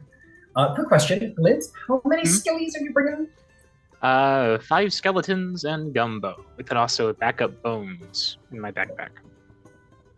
Always good to have backup bones. Mm-hmm. You never know when your bones will miss. So you've got Oscar, Julia, Frederick, Deacon, and Claudia. Return once more. Fresh names this time, actually. Given Okay. that they are cow bones, we have a rowdy little bunch of Angus, Holstein, Aberdeen, Hereford, and Galloway. If you wouldn't mind posting those, I would like to be able to keep up with those names. Love that. That's great. They all sort of shamble and limp, probably covered in big burlap cloaks so as not to reveal their undeathly presence, as that's illegal. But nonetheless, Lord Estrix sort of approaches your tremendous group of delvers and will sort of shake your hand, Ember, and sort of pat your shoulder and say, "Good to see you, Ember, my boy. Are you ready for the delve? Have everyone got everything they need?" I believe we're as prepared as we can get. The rest will be up to Avandra and our own skill. Indeed. Well, we will just wait for the last group to exit. If indeed they do, their exit time is coming up. And then it'll be your turn. But best of luck, my boy. And looks to all of you and says, "And to you all as well. Good luck. And may whatever prime deities you worship be by your side down there. It looks hot."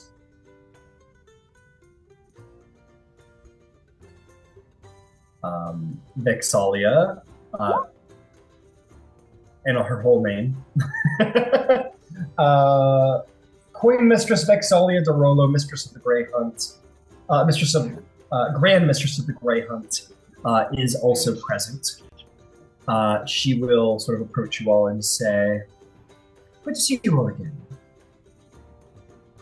Well, Tofor was she did all of the heavy word work, but I think I'm supposed to say something now about legacy and killing dragons. Blah, blah, blah, blah, blah. Make sure you bring back lots of coin so that it can be put back into the economy. Thank you." And the coin mistress will step back.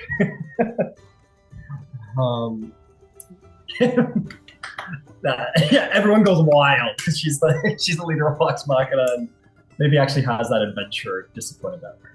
At which time you do see the past delvers beginning to ascend from the fiery chasms of hell. You see 6 individuals come forth, all mostly looking very singed. You're going to see the sparks of Emon exit from the delve. You're going to see an arm sort of over the shoulder, Balthazar's arm over the shoulder of our druid friend, Camellia. So he's kind of got his arm over, he's clearly singed and limping, and she's kind of helping him out. She's a little burned too, but she's okay. Alistair's got a little bit of a burn mark that he's like in the process of healing with his own cleric magics. Shirku, it has a bandage around his head and over one of his eyes where there's clearly like a blood spot, and he looks happy as ever. He's almost proud as he comes out with his like bloody eye. And last but not least, you see singed clothing, but the least damaged of all is Honor Kinbari.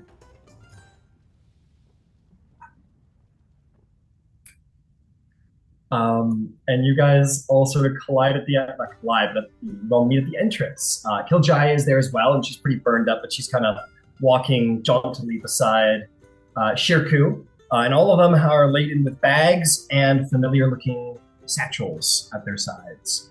The bags on their backs are not quite as full as maybe as they probably might have hoped. You don't know how their bags holding are doing, but they look like they got a decent haul. Right. And they look pretty pleased with themselves, the ones that are super damaged. Zarvog will walk up. Go ahead, Zarvog. Yeah, Zarvog will walk up to Keljaya and grab her little weird little halfling arm or whatever she is. She's like, "What's up, Zarvog?" And then hits you with one of those, and she's like, "Ah, ooh, shit!" There's like a burn mark all over her forearm. She forgot about. That's her. Son of a. How did the immovable mountain do? I did pretty good. I think we broke even by a decent amount. Shirku had to sell his ship for entry, but we're gonna go buy that back. Shirku says, didn't. "Yeah, go ahead." Oh, good. No good. Shirku goes, "Sure did, but what's life without a little risk?" You didn't knock the place down. You didn't make a mess of the place, did you? Goes, "Of course I did." Excellent. Wouldn't have it any other way. Kinbar Honor's like kind of standing sheepishly at the back of the group, pretending to not see you. So, and of course, the last time they saw each other, Yvain didn't have any hair. Yep. There's definitely that awkward, like, you're trying not to look at them, but like in that, like, when she happens to like see with her eyes, it's like every time it's like a perfect eye catch. It's like, she's very nervous to see you. It's very clear. I'm really glad you're here. I hope it's kind of a permanent thing. We are going to go do the... Hi. So I didn't see Hey, that. yeah. Oh.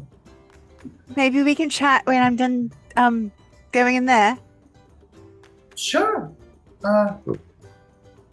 Sure. Sounds good. You look great. You look like you're doing very well. Thank you. It's been crazy. You look amazing. All right. See you guys later. And she goes. You just go walking off by yourself into the volcano. Oh no, she's gonna go. She's gonna go find Ember. Actually, she'll go walk off with Ember into a volcano. I was gonna say it was supposed to be a Leroy Jenkins moment there. No, like, oh shit, she just ran in. No, it is not going to be a Leroy Jenkins moment. Like you're adorable, but no. I'd literally rather be in a volcano than that awkward conversation. Man, incredible. Yeah, okay, you go hang out with Zarvok. And, you know, the nobles sort of applause the sparks of them on. Welcome back! Yeah, we hope that you got a good haul. And Vexalia's like, spend it in Emon. And then they'll... unless you wanted to say something to them, like, they take a moment to, like, wave and breathe some fresh air and lean against the wall. And Alistair's putting a little healing around to the group. Did anyone want to say hi at all to anybody in the group? Ooh, actually, this is pretty important. Kiro, I want you to make me a history check. Oh Because gosh. you particularly might have a something interesting about these people. History. Ooh. Dang it. Please be nice, Lucius. A 5. Roll with advantage. With advantage. Okay. Try again. A 19. Yay! Hey, that's what we were looking for. Good stuff. Beautiful. You're like looking around the crew and you're like, oh, I don't know who the tiefling is, or this person, that person. But you look at this particular individual. He's got a silver scimitar at his side, wearing sort of like a long blue overcoat, very much sort of the telltale signs of a captain. And as you hear the word, as you hear Shirku brought up, you recognize the name, Shirku. Shirku Marine is a very, very, very famous sailor. His life is sung epically in taverns all over the Lucidian Ocean. Let's see here. There's just to inform you of some of what he's done. There are many rumors of the things he's done, but he's based out of Nicodranus in the Menagerie Coast. Shirku took, he is the great granduncle of the infamous Marquesian sorry, I lost my words there. The infamous Marquesian pirate Shirku, and he is famed for many things such as outrunning a juvenile kraken in the Syrian Channel that you crashed in. He cheated death when the Plank King condemned him to death and cheated death in a 2-card game and lived to tell the tale. He managed to steal the heart of the clasp of a clasp spiraling in Kaibal and lived to tell the tale. He's like the Jack Sparrow of Exandria and Dark Toe, and he has been a sailor for good and a pirate for evil. Done it all. She is definitely noticing that. She's kind of trying to wrap her head around everything that's going on, because this has been a real crazy 72 hours. Noticing him though, she's she's trying, the little kid thing, trying not to look because you don't want to look like that person and trying to be cool, but also oh my gosh, oh my gosh, oh my gosh, oh my gosh, oh my gosh. Yeah, it's my family's what's wrong, Kiro? If you're not feeling if the volcano's really scary for you, it's okay to not. It's okay. I'm not. Thank you. I'm not even really scared about the volcano anymore. You know what? When we get back, we'll have a talk. There are some stories I gotta tell you. Oh, there are stories I gotta tell everybody. And she literally she starts talking to herself and is remembering all the stories that she grew up with. And she was because I'm assuming she's realized that they kind of they seem like they know him, and she's I wonder if they know. I wonder if they know this. I wonder if they know this. I wonder if they've heard about this. I wonder if they did this. And so she's kind of as keyed in as she was, she's kind of lost herself in her head a little bit and is oh my goodness. Absolutely. You're standing at the back just full fangirling. Absolutely. Absolutely. Incredible. Sweet. And with that, the Sparks of Emon, having taken their minute to sort of catch their breath, continue up the path, sort of looking pretty happy with themselves. It seems that they turned out real well. There was a big risk, but it seems that risk has been rewarded to their particular part. And they're going to go find someone to shove many potions of healings down their throats. Alistair, oh, you asshole. Okay, they all disappear. They go up the pass. All right, are you ready, champions? Delve the dangers. Hello. No. Absolutely. All right, let me just change the music to something more diabolical. Oh, good, always. Why is it got to be diabolical?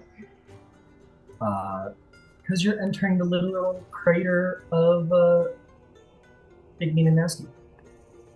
Why is the cute celebration music still going on? Sorry. Yes, Nick Because the isn't playing universe tavern wants us- music. We're The heading into universe the wants us volcano. to celebrate. For a picnic. The Landshark said, "Yay, fresh meat." Yeah. Yeah, that's the sound of the Landshark celebrating because they got a decent meal. They're like, oh, if you're wondering where Carsey is, No, I'm kidding. All right. Marching order. First and foremost, there's a lot of you. Yeah, I'll be in front.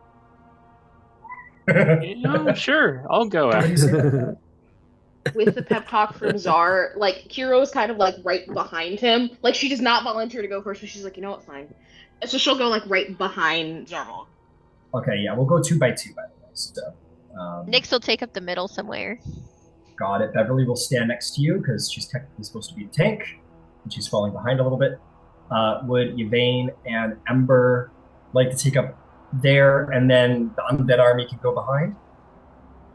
Sure. Do we Glint can put the undead army wherever he wants, and Yep. I will move around them as Glint prefers. I like that. That looks really good to us. Yeah, so I got the 5 skellies and Gumbo. I'd like to have 3 of the skeletons with rapier and shield out, kind of towards the center. And then 2 with crossbows out in the back. Okay, so you want 2 in the middle. Mm-hmm. Is that right? Correct. 2 in the back and 2 in the front? Is that what I'll you're saying? have... Yeah, that works. That works. Where do you want Gumbo's orientation? Gumbo can be close to hand, in case I All need right, so to. we'll put him in the middle then, if that works for you, because he'll be right behind you. Mm-hmm. Oh man, you got an No entire way. expedition. Look at you guys go. I hope I made the CR high enough. Oh god. Stop. Please stop. No. I don't like this. I will go through the immense trouble of moving all of you in a moment, but we will just slightly theater of mind and move into people. Go on inside. Goodbye. Oh. It was nice knowing you. Bye-bye. Goodbye. Goodbye, goodbye. World. Happiest with Evie. Doctor. Oh, for sure. Doctor, and doctor. Doctor. Yeah, doctor. All right, you guys all begin to move in. Immediately, it becomes apparent why you guys can't be here for too long. The heat is suffocating here. Like you guys make it maybe 20 paces before sweat starts pouring off of your brow, and stink starts to sort of seep up from under your armor. It is hot, and the touch of any metal armor you may have is searing to the touch. You can cook an egg on your breastplate. Very quickly, the temperature elevates substantially. Yes, you may.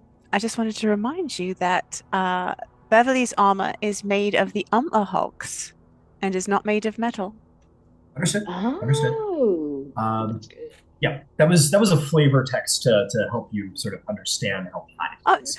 No. Yes, But that can matter. It can absolutely matter. Yes, they keep reminding me. For those of you with metal, it is hot to the touch. Yes. As for you, Ember, you're like final. What pansies? Like, yeah. Yeah, for you, this is actually probably quite comfortable. You're like, oh, finally, like something a little more, you know. It's not the frozen wasteland of north that's Lindgorn. Yeah, exact. Oh man, yeah. I don't think we ever expressed it enough, but yeah, Lyrengorn was probably very uncomfortable for you, Ember. But this is like, bam, amazing. You begin to walk down. You're like, where is the treasure? And all you see is magma flowing down from torrents in the wall into magma, into holes in the ground, and into deeper levels below. And on the first sight of gold around the corner, Zarbelik, you're like, precious. As you see that, Oh, no. and Started. and around the corner, yeah, you did just start, but those guys just left. She's already going, oh no, we just got in here. You turn to leave and you see that a rock wall formed at the exit. No, I'm kidding. You can leave anytime you want. I'm just kidding. She definitely looks over her shoulder for just a second. She looks over her shoulder, and then whoever's closest to her can probably hear her mutter, "Rule number 2." Yeah, you look over your shoulder and clear out for a second. You're like, we're locked in. I can't. Oh, there it is. And you just for a little, and you find that the entrance is open. Number 2. Hey, stiffen up, you two. Stiff it up? Stiff it up? Yeah, my police like, stiff it up. Oh yeah, I was gonna be a boy. And she starts to morphs into a male masculine version of herself in that moment. Fist bump. Yeah, she like sounds she's like, yeah, guy shit, and like fist bumps you. Dude bros. Yes. Dude, yeah, dude stuff, yeah. Kira's just shaking her head behind them, going, "We're gonna die. We're gonna die. We're gonna die." As we're kind of going into the cave here, I'm sure this is a relatively safe part because this is just directly the entrance. But oh yeah, I think so. Glint would, since the first time we've been in a cave for a hot minute, Glint's gonna kind of bend down and tug off a glove and like very carefully, like he's handling a hot pan, is going to like brush his fingers against the stone floor of the cave. Okay, it's It's hot. It's not unbearably so by any means. Not damagingly so. Coals under your hands are um, they're hot, Yeah. warm to the touch, but no more so than that. And as he does so, he just kind of familiarize himself with the feel of the stone, the heat flowing through it as well, and sort of expand his senses for a moment as he's going to close his eyes and use stone cunning. Aha! Yeah, you tap into your dwarven nature. You're a new kind of dwarf, right? You're that 30-foot dwarf. What does this do now? Yeah, so as a bonus action, you gain Tremor Sense with a range of 60 feet for 10 minutes. You must be on or touching a natural or workstone surface to use this Tremor Sense, and I can use it a number of times per long rest equal to my proficiency bonus. Excellent. You do so, touch the ground, and close your eyes. And as your senses span out, you can feel you can feel the tremors in the earth, the slow sliding, galloping movements of the magma between the stones under your feet. And then there's you feel 4 mighty feet stomping towards the party from the chamber beyond. And as you look up, you will see what everybody else is seeing.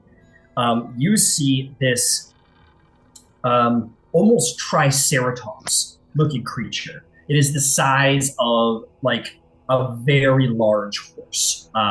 It is made completely of molten stone, but the tops of its many magma spines are white hot with flame. Its eyes burn like coals from the depths of hell, and its mouth burns with flame. And as it marches forward, its claws, like magma drips from the bottom of its claws, and its tail slides behind it like stone that is in the process of melting into magma behind it, and just sort of layers behind it and cools as it goes. And I need everybody to roll initiative. A picture of the magma shark is in roll 20. I hate it here. I hate it here. I got a 25. Very nice, very nice. I got a 16. So many people. What a time to get a natural 20. Okay.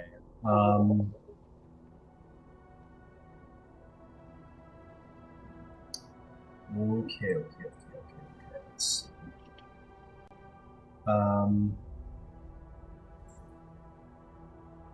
I gotta roll a dice. I gotta roll 2 dice because I have a little paladin here. Oh. This roll 20 is doubling up my rolls. I'm just going to get out my regular d20s and roll those. Fair enough. Beverly rolled very good. Luckily, your adversary rolled very poorly. Okay, it's time. Who rolled above a 20? And what was that number? 25. Beautiful. 23. 23. Who rolled a 15 plus? Yvain, what'd you get? 17. 17. What did you get there, Hero? 16. 17, 16. Fantastic. And Ember, what'd you get? 10. 10. Let's see if you did beat the beastie. That is good news. You guys all defeat your foe in initiative. We'll say Glint's sort of was like that pre-warning system and got everybody ready to go, and you're all swords ablaze as it comes around the corner. I have an 11, by the way. Pardon? I have an 11, by the way. Oh, did I not get you? I don't think so. Okay. What'd you get, Ember? 10. 10. Okay. My apologies, Glint. It's all good. I know it's not very fitting, but I'm putting on Goblin Attack because it's probably my favorite combat music. It's a fun one. Yeah, I like it. All the little like. All right, let's get to it. Nyx, you are ready to go. The monster approaches, all wrath and fury. What do you do? They're gonna move back like maybe 10 feet, and then they're gonna use chill touch on it. Got it. You break formation, run to the back of the line, get a little elevation on the creature, and chill touch. Go for it. It's 50 feet from you, so I think that's perfect. Yeah, I've got 120 foot. I got 10.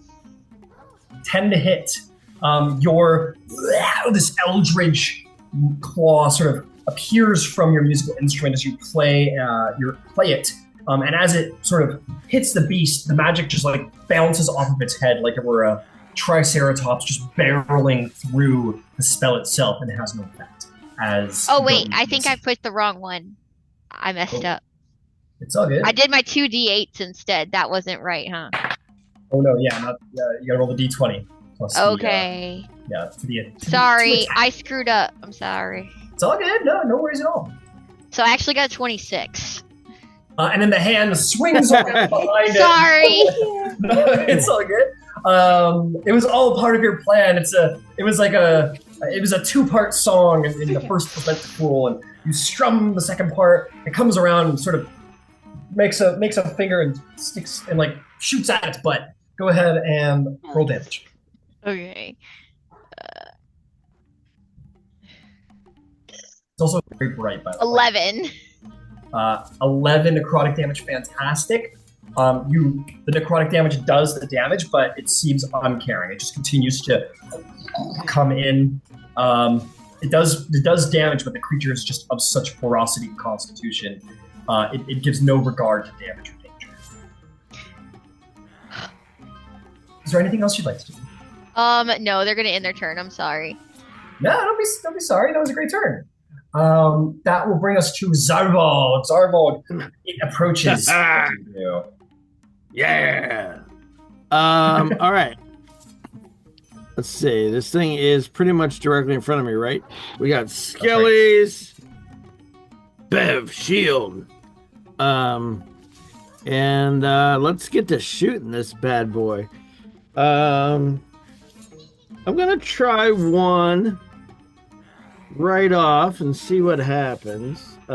Just from the heavy crossbow. Let me think. Yeah, no, just one regular normal old shot here. So I have three normal ones to start off with before I start adding shit. Okay, go for it.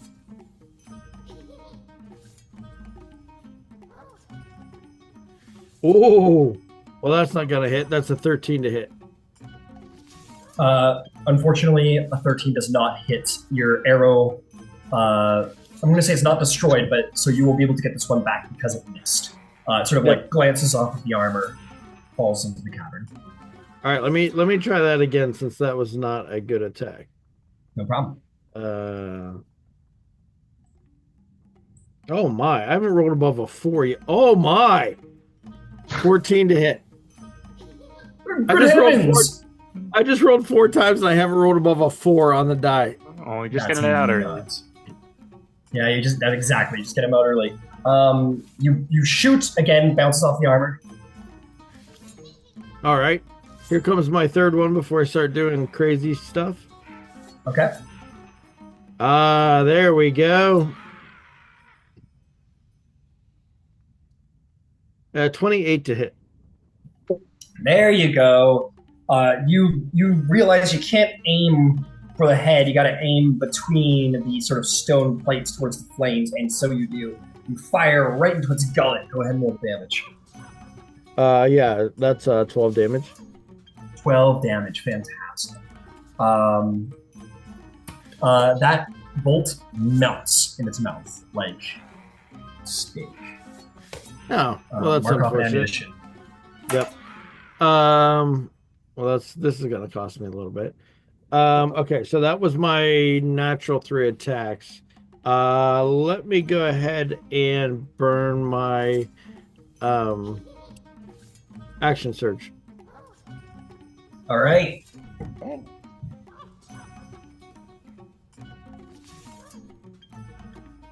Oh, this is more what I wanted to know. Now we're getting there.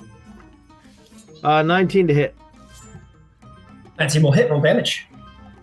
Great. All right.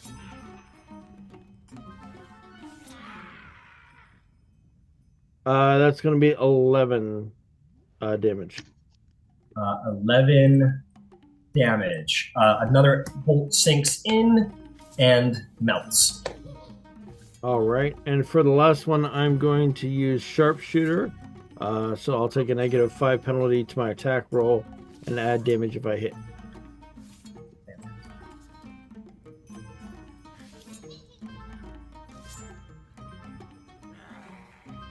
Oh, yeah. That's a crit. Hey, there we go. All there right, we go. so, Rolling some damage. Yeah. Right. So let's see. That's going to be Right. one of these.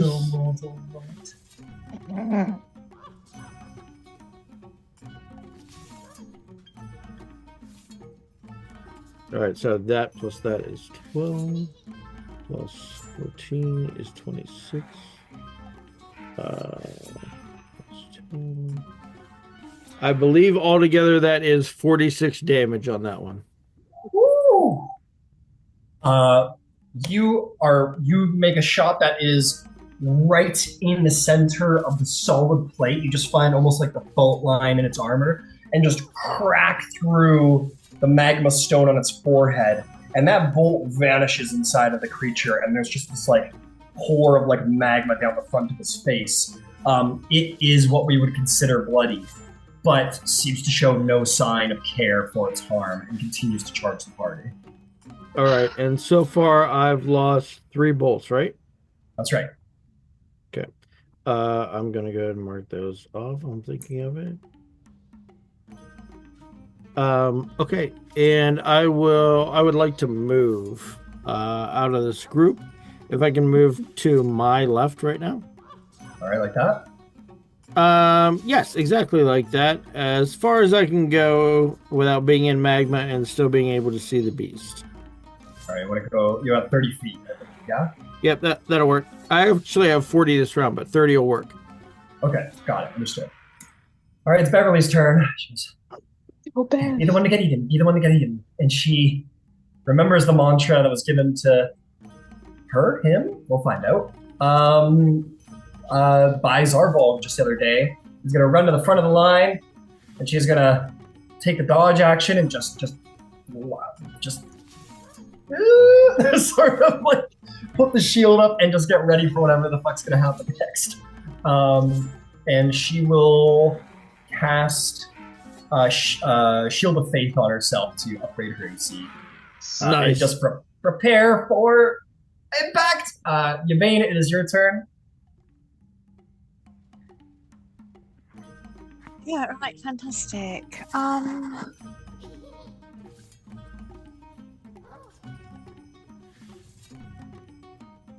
Alright. Bonus action. Map. We're gonna pull out the it's gonna pull up my map, but we're going with the dragon wings. And I'm going to pull up and back 20 feet because I can fly and I'm getting out of the range of this fucking thing. If I can. Right. And then I would like to cast. You're way at the back, by the way, just so you know. Oh, well then maybe I just need to come up a bit. Okay, you wanna just like do one of those? Yeah, I just want to make sure that I'm not in a direct, you want to spread out, and I would like to be in a place where I cannot be charged since, it looks like it's charging. It looks like that's its shtick. I've seen this before. Yeah. So you kind of like, you have this line of party members and you run 10 feet off to the side.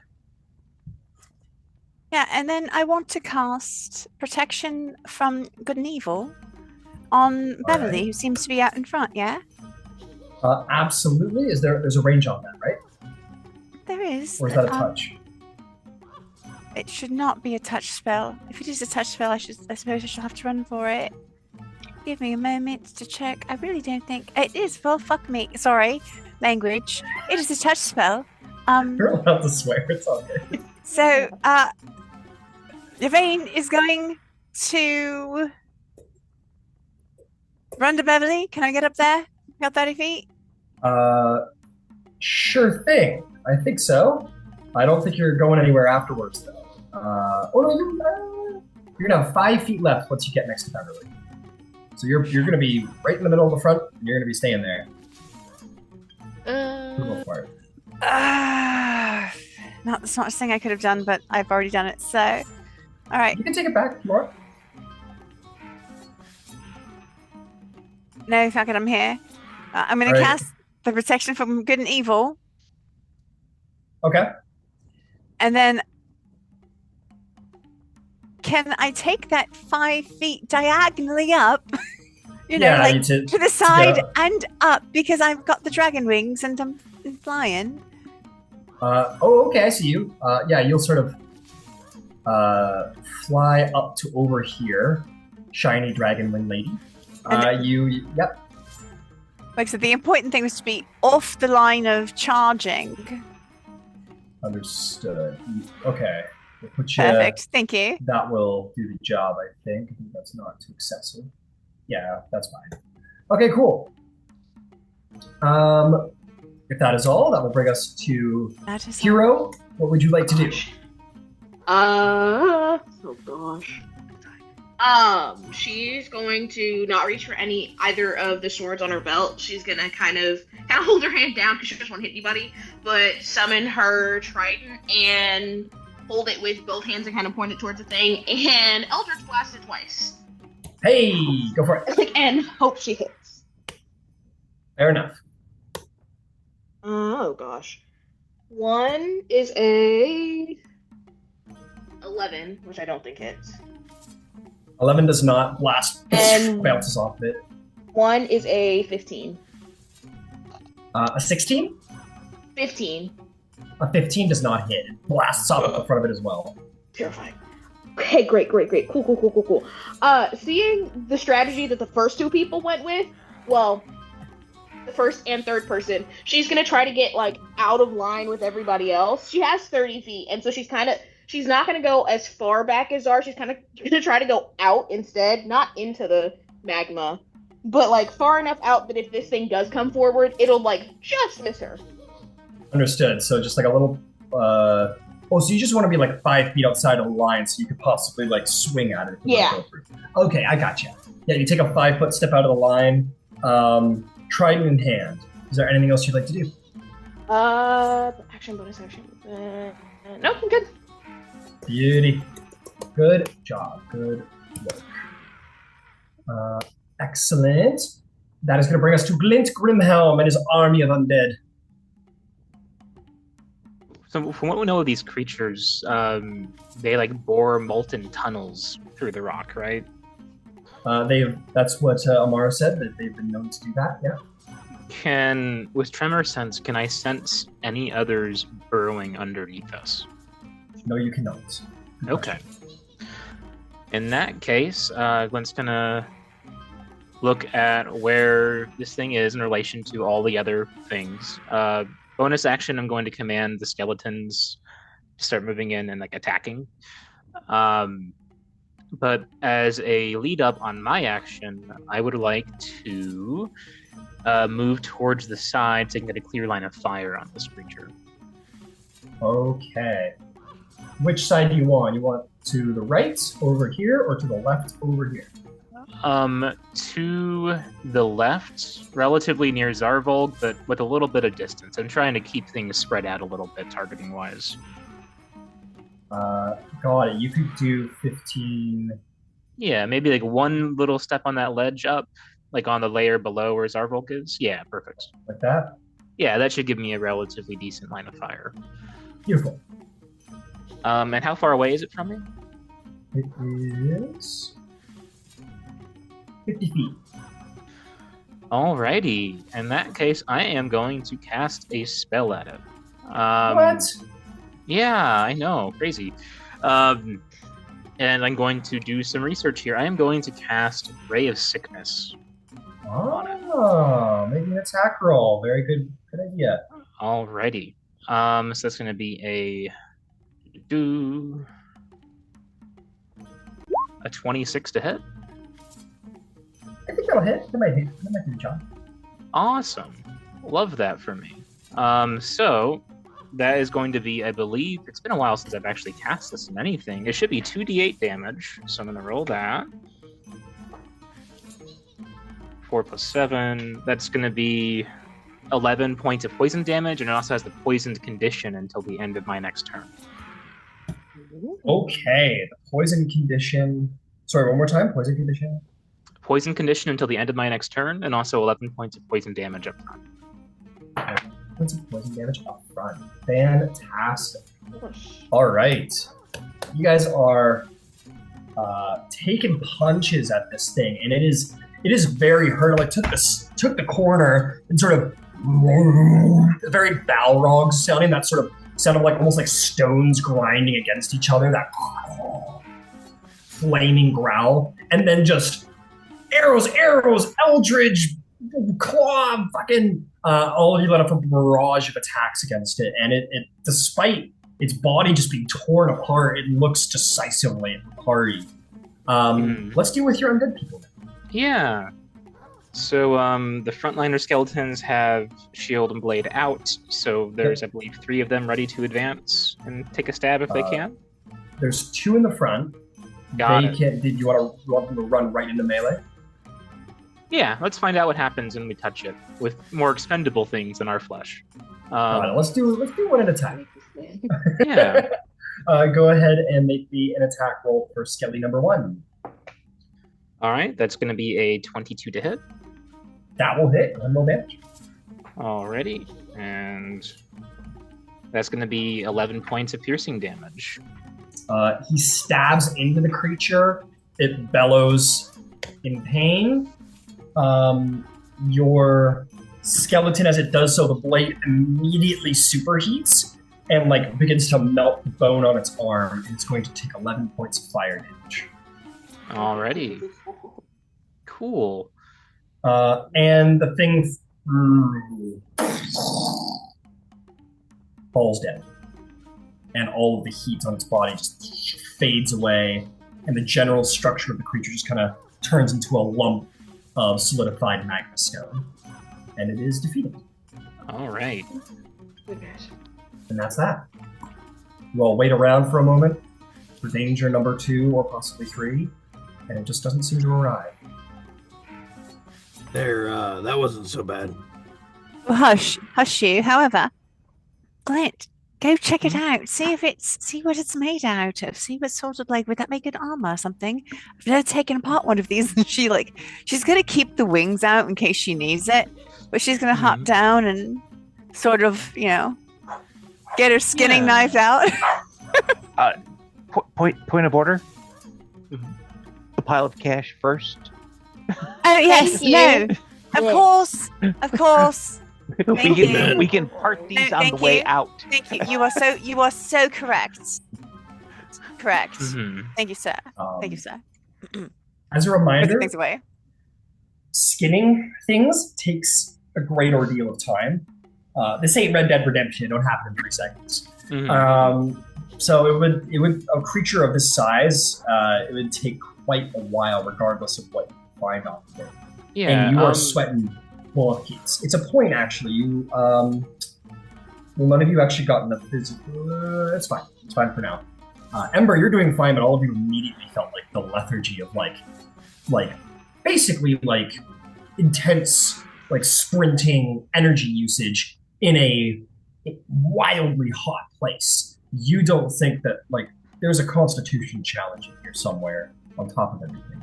You, especially, Hero, being a water genasi, this is the most uncomfortable place on Earth. Should we start rationing water and taking salt, Ember? Taking salt? It's not that bad. Question. So eating salt for hydration. Yeah. Can you roll me a medicine check to see if your character knows that secret piece of information? That's fair. Okay, but it's an 18 on the dice, and I've got good medicine. Good medicine. 18 plus 5. All right. Very well. I will say that you are aware of the effect on salt with people who are dehydrated. Quick question. So Thank you, I purchased some. The exit behind us, that is also how we're leaving, not just how we enter. Is that correct? Yeah. It would be put out there like, this is like a challenge. Like, you guys can't like take shit, leave it there, go back in, take some shit, leave. That's not my worry. I'm just Glintz would essentially note, tell you what, why don't we focus on the treasure, and then whenever we're leaving, we can double back and just drag it out with us on the exit. Would that work? Also, as a quick note, I'm not claiming to know how necromancy works at all, but is there any way to take this and turn it back that way? Kind of pointing deeper into the cave system. Like, is there any way to take this dead thing and send it after the other things like it so we don't have to deal with them? She understands ethical sourcing. That is That's a great the root idea. of my system. I can try and animate the bones. I just can't guarantee to have the same vim and vigor of the current version. This is also not bones. This is stone. Right. It's also not bones, apparently. So maybe not. Let's not dither. Let's pick up the cash and move on. Good idea, though. I like what you're thinking on that one. You will realize perhaps why this particular lump of cash hasn't been left here. It is completely fused together into one single large, solid mass of gold. You could try and carry it out, but it would be like you'd have to sort of kind of dig it out a little bit, and then it would be a little awkward to carry. So it's basically like probably the size of probably like the width and length of whatever desk is in front of you, and some height on it. So it's a big old chunk of gold that's half buried. Maybe we try to get it on the outside on the way back. Hold on a second. Ember will take his flask out and he'll unscrew it, and red will come out of the flask. Yep. Can you break that? And red will fire up 2 charges off of the ring of the ram and bitch slap this pile of stuff because it's good at breaking shit. Fair enough. And gold is not the most solid material out there. Ring of the Ram, this thing shatters. I'm not going to do any checks here. There's damage attached to it, right? There's damage attached to it. Alternatively, you can spend charges to try to break an object you can see that's not being worn or carried. Okay, yeah, just go ahead and roll me the damage of 2. I'm sure it's going to be fine. I just want to do my due diligence. You see Glenn just slowly putting his jeweler's and smithing kit back into his pack.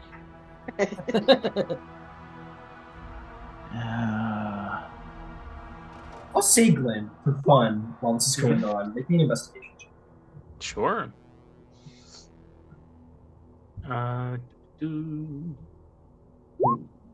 16 total.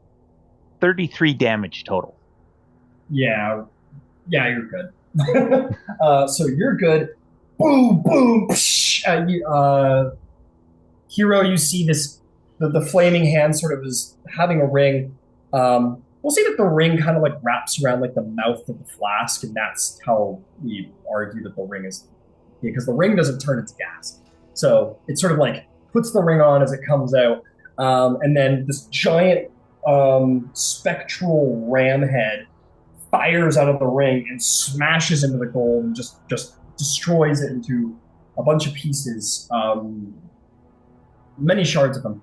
While that's happening, Glint, through your stone cunning and your own just sort of like kind of like looking around and assessing how you can do this thing, you recognize that there are some things under your feet that aren't stone, and you kind of look down and you see like lots and lots and lots of bones mostly crushed, you think, from the creature running around. But with your investigation check, you think that perhaps a fair number of adventurers who entered this place looked at the first giant lump of gold, stood here, tried to figure out how to get it out, and it's almost like an unintentional trap for people who do the stealth. Mm-hmm. So, yeah, go for it. Glenn's going to take a look at the bones, think about it for a long moment. How long do you think these people have been dead?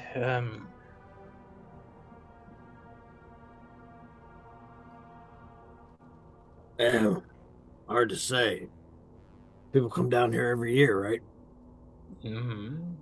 I mean, I could use them, but that feels a little disrespectful without any consent or malice, if I thought. Yeah, we're going to get in trouble. Let's not do that. Let's load out the loot. Loot. we can bring the bodies Loot. out on the way out. Everly sort of tugs on your arm, Ember. It's like, do you want me to be like loot person? You want me to call it loot every now and then? Would that be helpful? Would you like that? That would be fantastic, Bev. Thank you. Okay, cool. And she kind of tries to dude casual lean on the wall by her shoulder. She does it very awkwardly. I love this gender fluid. I love it. She's figuring it out. Amazing. So, let's see here. You guys end up. Someone could, if you guys want to just collect this, it doesn't take too long to collect. Whoever wants to add it to their inventory, this weighs. We're gonna say 10 pounds. So like 10 pound gold. 10 pound gold lump. Just toss that in there. I'll know what it means. Okay. Yep. Remember, we are. Who's putting it on? I can put it on. I've got capacity. Yep. This will fit in bag of holding because of punch. I'll carry it. I freed up lots of space with the skeletons. All right. Okay, cool. So we weren't assessing the body of the dead guy. You packed all of that up. You all turn around and look at the rest of the chasm. You see this massive, wide, tall chasm. Again, magma flowing down. Ember, there's something that just tingles on the end of your fingertips, not in an unpleasant way. Being in here, you've been in hot places before. You don't think it's necessarily because of the heat. There's just something kind of electric about the place. You don't know how to describe it. It's just something a little extra about it that just you feel it in your blood. It's not dissimilar to some of the interactions you've had that are more holy, but this time it's kind of about the heat. Something about the heat. You see more big clumps of fused gold around this level. In different places, in little islands in the middle of magma and so on and so forth. But this is a massive interior chasm. And for my Vox Machina fans in the party, characters that would have been fans of Vox Machina, roll me a little history check, because this is something cool about it. Yeah. Ooh. 23. 12. 20. 20. Vox Machina is the one history that Zarvo knows a little bit about. 19. Nice. Hero grew up on a ship in the middle of the ocean. That's fair. Ember, I'd give you advantage because you're a local if you wanted it. Yeah, I did an 18, but we'll fish. 18 will be sufficient. You three know, this is where Thordak, the whole Thordak battle happened. It was in this very chasm, or chamber within his nest, this crater. This is where the hero of Vox Machina, Baxeldon, slew Thordak. He died right here. You're standing where he died. The big red dragon was killed in this very spot. Crazy. This is where the final blow was struck, and the day was saved. So cool. All right. How now? You will see sort of deeper into the chamber, a little ways off. You do see at least one other young magma shark sort of stomping around when it comes to the edge of the magma, and like almost like a beaver or an otter or something like that, some kind of like land mammal, just kind of slides into the magma, like an otter moving into a pond, and kind of sort of swims around the lava bank.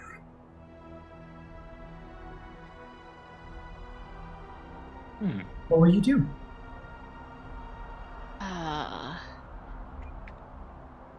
Do we all see it at the same time, or is it like some people are looking at the wall, some people are kind of looking at the cabin, or like we're all like, ah? If someone wanted to have missed it, they could have, but everyone could have seen this. Yeah, it's the only thing in here that's like moving, like inconsistently, let's say, like animal life. Yeah, rather large, aren't they? It looks like there's a clear path to the pile that's kind of like on the right side of the screen. Yeah. Hot. I'll go. You stay. Ew. Beverly says, "Loot. Everyone remember loot." Yep. Traveling band, a regular pack of loot-ists. That's right. I get it. I'll handle going over that way. You guys keep an eye on the snaky lizard playing in the fire puddle, and we've got your back. I'll vortex warp you if necessary. Oh, they're actually kind of cute when they're not trying to kill you. Since Yvain actually has 10 minutes on her wings, she's going to use all 10 minutes and just sort of float. Just so she's not actually walking, since we're not going very fast right now. Okay. You sort of fly high up into the chasm in the air, shining starlit dragon wings above the chasm. Ember, you make your way over, and it's not so bad. Like, this is a very comfortable temperature for you. But the pathway does look slightly perilous. I do need you to make me an acrobatics check to keep careful balance on the not necessarily stable magma rocks. I'm actually gonna spend a use of my elemental boon, which is gonna give me 10 minutes of flight with hover. I'm just going to opt to for flavor. I'm going to walk 2 inches above the magma. Okay. This is, I don't think you've done this before, have you? This is very cool. The only time that I have used it was during the wedding ceremony at Evandra to elevate myself. So, got it. So we'll say in this moment, Ember, we'll say that was like a holy thing. That was like a sorcerer thing. But in this moment, you like all this tingling feels like kind of really good, and you kind of like think about that power and kind of push it all downward, just out of curiosity, like see what happens when I try and move it in my body. And in that moment, you see flame burst from Ember's feet, and he Iron Man style like ascends 5 or 10 feet from the ground and sort of burns his way across the path without issue. Hell yeah. Human Torch, baby, let's go. All right, you make your way across and sort of goes out. You notice that your shoes burned off, which is like, oh, whoops. But your feet don't hurt. They feel nice. It's like one of those like hot rock, like spa days, You're good. And you're standing before a little lump of treasure. Is this all fused together, or? Oh yeah. There's some there's some loose pieces, but by and large, yeah, it's fused. Fred's got one charge left onto it on the ring. We might as well use the last one. Punches into it. I'm not going to make you roll. I said the last one was 10 pounds, so I'll say you get 5 pounds chipped off. So you can add a 5-pound gold lump to your inventory. In this moment, all of you hear it. Whether it be from, the sound of boom, boom, boom, or proximity, or the starlit dragon in the sky, you guys hear the sound of more of these Landsharks emerging and charging at your party. One of them swimming through the lava, and one of them sort of emerging on the shore right here from the lava below, and preparing to attack. I need an initiative. There's 2 of them now.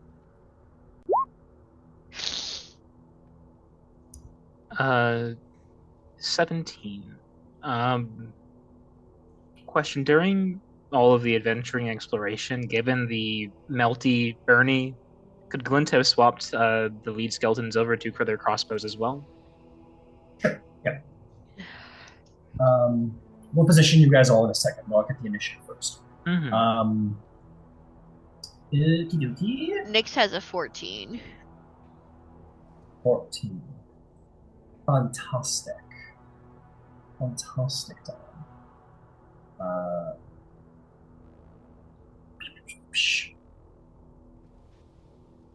Okay. Okay, let's see here.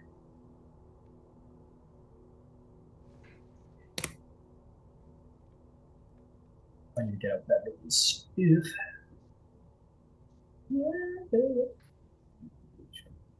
Let's worry about that in time. Okay, Bev, what do you want? Okay, who rolled a 20 plus? Zarbog alone. Oh no. Who rolled 25. 25, fantastic. Who rolled a 15 plus? 18. 17. 18. 16. Amazing. What'd you get there, Nyx? 14. 14. And Bev got below that, but is still ahead of the creatures themselves. I think Hero and Glint rolled the same. Who would like to go first? Would you like to? Sure. Sweet. Okay. So let's see. Let's position people. So, what would people be doing while Ember is going on his adventure? Staying close? Yeah. Going to be staying relatively close. He would have the skeletons at this point kind of flanked out behind the party and a firing line. Okay, flanked behind the party and a firing line. Fantastic. I'm going to do that gold because you guys collected it all. I'm going to put you up nice and high, Yvain, because that's what you're doing. Oh no, she disappeared. I'll put you a little lower, you're not bumping into stalactites. Okay, position a firing line. What are you up to, Zarvo? What were you doing? Yeah, I think I would have been inside the chamber, but not too far inside. I don't need to get overly close to the magma. Got it. What about your dog? Yeah, the dog's with me. I'm keeping him healed for now. He doesn't need to be running into a bunch of fire thingies. Fair enough. He's right at your side. Behind you, even. Beverly, I think, is feeling the weight of responsibility being a paladin is a little ahead of the group, but not too far. Just like barely ahead. Just to keep an eye out. What about you, Kiro? Seeing as Glint kind of warned everybody last time those things started popping out places, she's definitely probably kind of right next to him. Definitely like leaned on her trident as this is the worst day she's had in a while. Fantastic. So you're And just she hanging out next almost to him. died. Yeah. And last but not least, Nix the Bard. Where are you? Nyx is gonna be somewhat close. They just want to be like in line of sight, of Ember, so they could like scoop him out of there with the vortex, but kind of still to the back.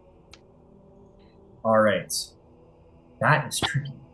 So to be close to Ember, you're going to have to be in front of the party. Oh, I'll tell you what. What's the range of Vortex for? Because that's what you're 90 feet. Oh, okay. That's very good.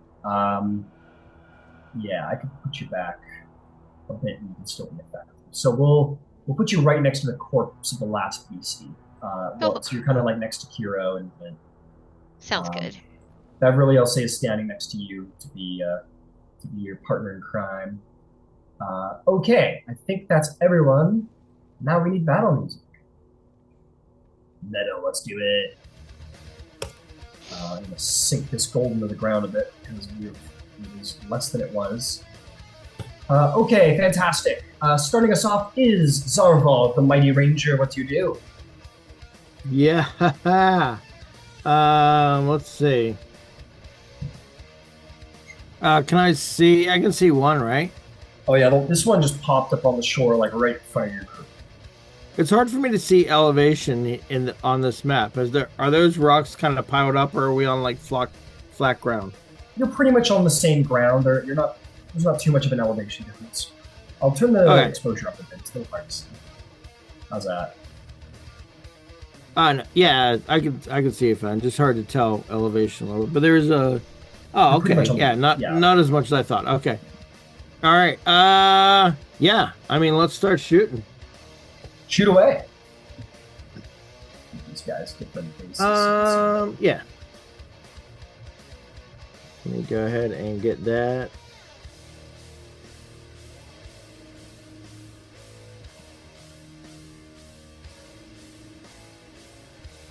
That is a 27 to hit. 27 does hit. Roll damage.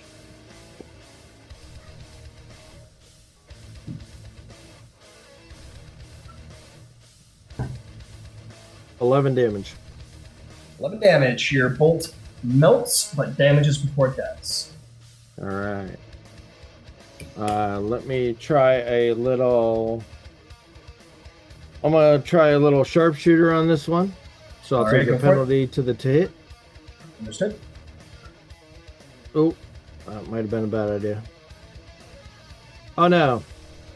25 minus 5 is 20. Dirty 20 to hit. Dirty 20 will hit. Roll some damage. Yeah, that's gonna be a chunky roll. Oh, that was close. That's gonna be 19 damage. 19 damage. Understood. A decisive blow. I'm gonna go ahead and use sharpshooter again. Okay.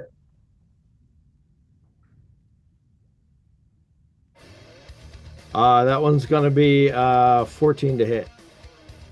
14 does not hit. Bounces off of the magma. Yep, fair enough. All right, and that's gonna be this turn. All right, fantastic. That will bring us to Ember Event. Oh, let me see if I want to move first. Where am I positioned again? Right here. Sorry. What's up? And where's the badness? There. Tricky. Where's Bev? Beverly is down the line right here. All right. And there's. I'm guessing I can run right through those spikes. Yeah. All right. Am I able to kind of like from Zarval's direction step back into his left a little bit around the edge of that wall so it's at least not a straight line? Yeah, take cover. Absolutely. Yep. Thank you. Anything for Fen? Oh yeah. I'm sorry. Fen will come with me. He'll actually be behind Zarval from the beast. Got it. He growls, and it's probably another creature to put on it. Do you know if Fen kills a creature of his CR type, a higher than his CR from every creature type, I'll like, I don't know, I'll give him some crazy bonus or something like that. I'll do. He'll evolve into Charizard. I don't know. All right. Fair enough. Yeah, he's gonna get his different forms. Okay, fair enough. He's got beast. He's got humanoid. He's got undead. Yeah. He's collecting them all. What are these? I don't even know what these are. You were told they're elementals, so he doesn't have an elemental yet. All right. He's got to kill an angel if he wants it. He's got to kill God. He needs a celestial. Yeah, he needs to kill a celestial. Don't worry, I'll send you one. I'll send you an evil celestial. Okay. Hey, somewhere in Tal'Dorei there is a corrupt angel. Anyway, if that's all for Zarvolgan Fen, Ember Van Zyl, you while you're collecting your gold, you notice that your friends are in peril. If you do, what's the distance between the two critters? Oh, monster! I know what you're gonna do. What am I doing? That is going to be, we call that 35 feet. Perfect, because the radius is 20. Yep. And he's going to take up the wand and Avandra, make a change. And he's going to spend a sorcery point, and the fireball is going to become the world's largest snowball. Understood. You sort of pray to Avandra, and she pulls forth power within your blood and changes for a moment. And you will all see as Ember pulls up this flaming wand. You guys are like, what are you doing? This doesn't make any sense. You'll see that the flame fizzles out, and the wand for a second just is like coated in ice, and this blast shoots out of it, and this liquid nitrogen-esque shoots out in every direction, and for the faintest second freezes everything in that proximity before it all shatters and the magma continues to flow. But it will hit your adversary's dex saves. They both fail. So rolls above 10. DC 15, and they can take 43 points of damage. Holy mackerel! That's a lot of damage. They both take a full 43. These creatures are not built for getting out of the way. They take the damage, and then their bodies sort of melt through the cold, and they keep going. The one in the back is in the magma. That's actually a good point. Creature. Creatures in water have resistance to fire. I think it's fair to say creatures in magma have resistance to cold. I think I will be fair in that sense and give them that. But the one in the very front is absolutely very damaged at this point. All of its magma shelling is cracked. Magma sort of flows out of its body. It is bloodied, if an elemental can be. And for Ember's move, he will, since I've still got time on my flight, I'm going to go 30 feet straight up. You Iron Man straight up into the air, Human Torch. You are safe from harm, 30 feet in the air. Or so you hope, for they can jump pretty high. You hit your head on the ceiling, I think. But you're good. We'll go to the ceiling. Whatever. Yeah. You're good. You're just below the ceiling. You're up in the stalactites. You're fantastic. You're good. Okay, that'll bring us to Quiro the hero. You do. Oh, not the hero. How far are these things away from her? So you said there are two or there are three, in a group. I missed that part. There are two. One is back here swimming in the magma. One just came up on the shore. The closest one, the closest one from you is 25 feet. And you said that there's 25 feet in between them? There is 15 feet between. 15 feet between them. No, sorry. 35. That's 30. Thank you. 35. 35. 35, okay. Just save that for a second. She's gonna try to pull off the same maneuver that she did before, only this time she already has the trident out, so she's gonna kind of... Actually, no, we're gonna go for it. Rather than do that, she's gonna take the trident that she's kind of leaning on and kind of slam the head of it into the ground, and all of the sweat that is pouring off of her body goes into the handle of the trident and goes down, and then... I don't think I can hit both of them, so I'm going to go for the one that's closer. I'm going to cast Tidal Wave at 3rd level, seeing as these things can't really dodge anything. And they have to make a dex save. Absolutely very fun. I'm just going to take a quick peek at the spell, because, tiny bit, just too far away to get both of them. Sorry for that. But yes, you're good. You see all this water from the essence of the water genasi hero sort of flow into the trident as you stab it into the ground, like geysers pointed at the creature itself, like fire up forming into this tidal wave that splashes forward with magnificent speeding pressure. Dex save, right?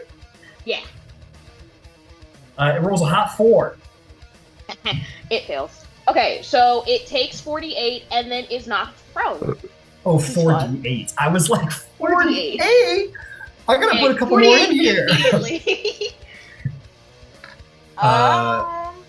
Go for it. It's not prone, understand. No. 6 and 6 is 12 plus 8 is 20. 25. 25. You blast it off of its feet, and it's sort of turtle. Does one of those. It's kind of stuck on its back a little bit at the moment. But it is, the magma, the solidified rock is just like cracking and crumbling under the force of all of your powers. Is there anything else? What's an action? I'm still standing next to Glenn. Sure are. Is there any way, because I think, is Bev further down? So you said Bev's like in line with everybody else. Yeah. I want to kind of move forward and over, so it's kind of like, if Bev's standing next to that stack of rocks, I want to kind of be towards that wall a little bit, but I want to still be standing, like, in line with her. Like so? Like that? Yeah. Awesome. You just make your way down the line. Fantastic. Catch a little cover behind your column there. Fantastic. That'll bring us to the Wizard Grimhelm. Firing line is mostly clear. What would you like to do? Okay, so one of them is prone. Yep. The other one is not as of yet. How far is that one from me? That one is 70 feet. Got it. And can I sense anything else coming up while Tremor Sense is still going? No, you cannot. 65 feet, sorry. Delightful. In that case, I am going to, at the non-prone one, Glint's going to kind of reach out and begin pulling in force and try and like dispel some of the heat from around him and just form this like little collapsing null point of cold and cast Chromatic Orb towards the other creature. Fantastic. All right. Conjure cold from magic itself, because there is no moisture in here other than... Or maybe that's it. What little moisture remains in the seconds after the tidal wave, you manage to pull it to yourself, solidify it, and thrust it forward. Yeah, it's going to be a 26 to hit. Oh yeah, that'll hit. And that's at 2nd level. So let me roll some damage. 6, 10, 17, and 24 points of cold damage. Youch. 24, considering submerged in lava. He'll take 12 points of cold damage, but blasts across his back, cracks some of the stone on his back. Good to know. And then next I'm going to just have a grouped up volley of bolts sent its way. All right, go for it. I have a 20, an 18, a 24, a 21, and a 14. One bolt will miss, the rest will hit and melt. I think they're all going to melt, actually, because he's aiming into It's in lava, yeah. Yeah. Okay, so...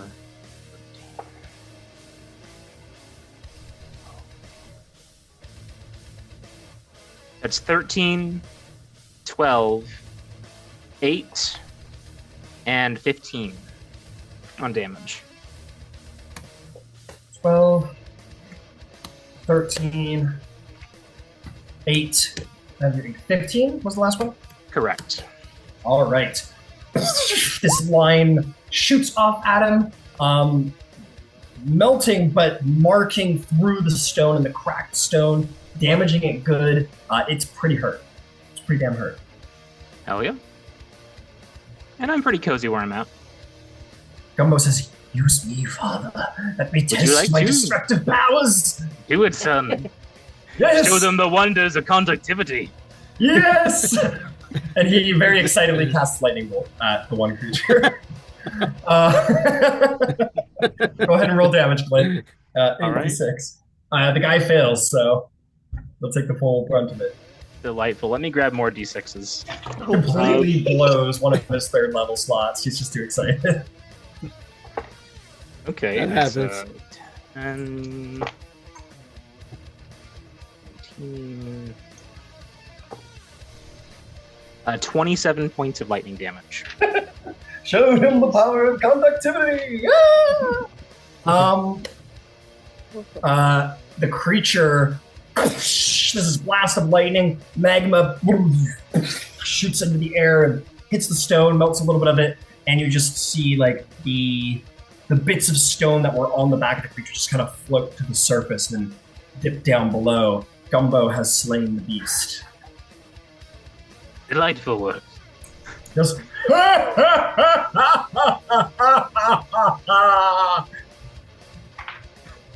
oh, sorry, I lost my cool for a minute. Oh no, everyone does their first time. Oh, yes, I'll never forget it. And that will be the combat. You guys have that's 3 notches on. Delightful. It will definitely be this easy all the way through. Well done, well done. We return back to out of combat. What happens next with our wonderful crew?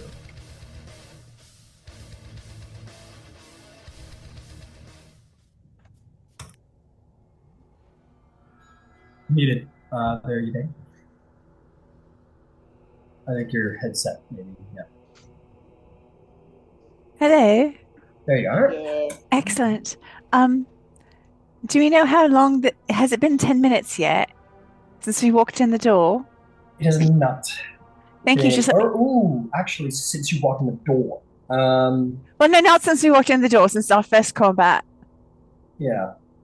No, I don't think so. Thank you. So just checking in. A moment or two left. Yeah. So you got like 2 minutes left. 120 Excellent. seconds. Thank you. It is a. You guys haven't been doing like. Okay. Let you off the hook. What next? What's this room look like? The whole room? It looks like this, as far as you can. See that at this point. You see that there's like a big ledge up to the top left there. It's a big room, huh? Yeah. Oh, yeah. The ancient, giant ancient dragon made his lair here, so he needs space to, stretch out and chill out. All right. Is there a? I'm assuming there's another, like, I guess doorway, threshold somewhere. Maybe a perception check. Okay. It's very bright in here. There's a lot of hot stuff there. Oh, that's an 11. So yeah, you find that there seems to be a hole in the wall at the very, very back of the ledge up there. It looks to have been made by burrowed in at some point, maybe in a long time ago by a very big entity of some kind. Okay. You said it's very bright in here, but it's flame bright, right? So are there shadows? There are certainly shadows. Are there consecutive shadows that I can get over there?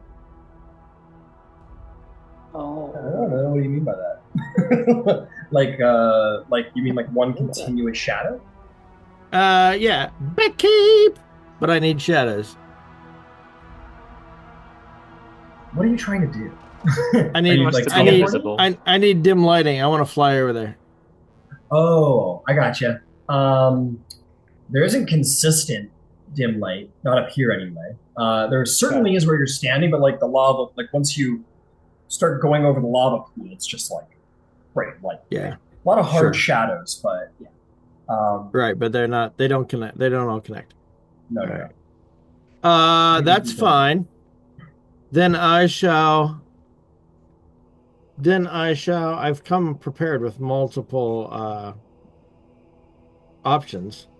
I shall levitate using Is it the one where you the flap your arm?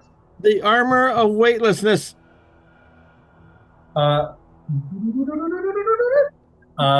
You sort of begin to float. I can fly, and per levitate, you can like push off of things and float where you need to go, like in the swimming pool, basically, or whatever. So you kind of float up along the wall, and you put your feet up and like kick off, and you just kind of gently float across the room as if you're in space. Yeah, and I want to go and check out that hole.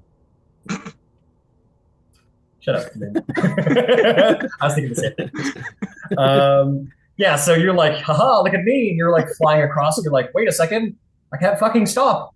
And the wall kind of comes at you, and you're like, you hit it a little hard. You don't hit it very, like it doesn't damage you or anything, but you don't hit it very gracefully. And you kind of bounce off of it, and you're like, fuck, shit. And then you sort of descend down to the ground at that point, like your feet touch the ground, and you quickly go into a 3-point landing position to save face. Ha and yeah, then you can run up here, but shadows are a lot more harder and consistent up here. Yep. And just getting a little golf clap from the sidelines. You see many more sort of melt. There is some loose change up here, but it is, but there are still clumps of gold sort of melted together. And I guess I will call across the room. Come on over. Yvain, you have just enough flight speed left to join Zarval if you wish. I'll do that, please. Very gracefully, you fly across the room, touch down on your feet, and as if intentionally, the stars sort of fade away, and you just become you. Ember, you fly across the room. Actually, Ember's going to go over to where Glint and crew are. All right. And you do so. Going to take the carpet out of the bag. Oh, yeah. Glint, your very nice. chariot awaits. Oh, thank you. I don't mind if I do. Let me hike up my my coat here. Don't singe the carpet. Yes. I won't. I'm a safe, careful driver. I figured you and your companions might need a lift. At which point, then he will fly over and join Yvain. And fair enough. So you see Hero Ember go into his bag and full clown car style pull out a giant rug. And you're like, what the fuck? And then he unfolds it to put on the ground. It just like gravity just kind of stops when it reaches about a foot above the ground. It just sort of floats there. And like she goes to ask a question and then remembers the past 3 days and is like, yeah, okay. At this point, yeah, okay. Here's probably my favorite D&D character so far because is like the only D&D character that very reasonably is like, what the fuck is going on? Like, is the only one that sees wild shit and is like, this is wild shit. Everyone else is like, oh yeah, sure, flaming sword, whatever. Okay. No one else looks concerned presently. Fine. Yeah, exactly. There's no one on my team. Can you grab Fen? Yeah, Fen's sitting at the edge of the lava, sitting on his butt and his tail wagging anxiously. He's going, because he got left behind by Zarbo. Who all can fit on the magic carpet? Because Because, like, Nyx can cast fly at a 4th level, which means that they can fly, and then they can make someone else fly for 10 minutes. So I'll save us some time here. You guys take 2 trips to and from the car for groceries. Okay. And That everyone works. is easily made there without the need for extra resources. So yay. yeah, a little carpet train happens, and everybody, not you, dead guy, is transported to. It's fine. I'm gonna move you all. I'm not dealing with this. Okay, you guys all make it up here. You see more clumps of gold laying around. I will say, you're good. You're good. What do you want to do? It's loaded. Whatever pickable. Okay, if you guys just start collecting the loose, not solid coins, there's a couple of coins that are like starting to fuse, and you kind of chip off. I'll say total coinage that you guys get from just like being left about. You guys take 10 minutes to go and collect coins off the ground. Let's see here. You end up collecting 100 golden coins.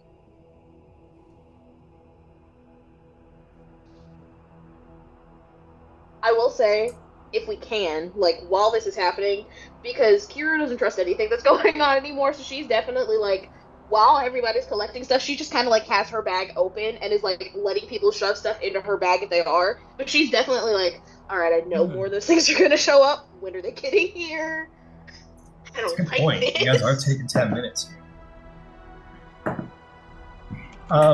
Lucky enough, no more landsharks show up. However, I will require everyone except for Ember to make me a Constitution saving throw because it is hot and sweaty and your body isn't meant for these temperatures. Nyx got a 14. Nice. Hero got a 21. 16. 16, 21. 24. 24, good job, Clint. 30-20. 20. You guys have been adventuring for a long time. Your bodies are a little more solid than everybody else. You're pushing through the exhaustion well enough. You're good for now. And just to make sure that was a saving throw, or was that a check? That was a saving throw. Saving throw. Cool. Yeah, Constitution saving throw. Hero is still sweating buckets. Oh yeah, to make no mistake, you guys are sweating and very uncomfortable, but you're not exhausted. You're not. Your bodies aren't failing. Your bodies are holding true against the heat. What next would you guys like to do? As you stand around here, you're metal hot. The soles of your shoes starting to melt if you stand too long in one spot. I'll pop another use of stone cunning, just to sort of have that little radar going. Okay. What's the range on that? It's a 60-foot radius. Yeah, everything seems good, I think. Looks Are like there it's any, like, bigger clumps of gold that we can't fit into the bags? Like, are there any more that need to be broken up? Yeah, there's a bunch of there's about let's see here on the map. There's 1, 2, 3, 4, 5. There are 5 big fused together clumps of gold that are still present. Okay. is that a thing down kind of in the far back, Ryan? Yep. That seems to lead deeper into the caverns, yes.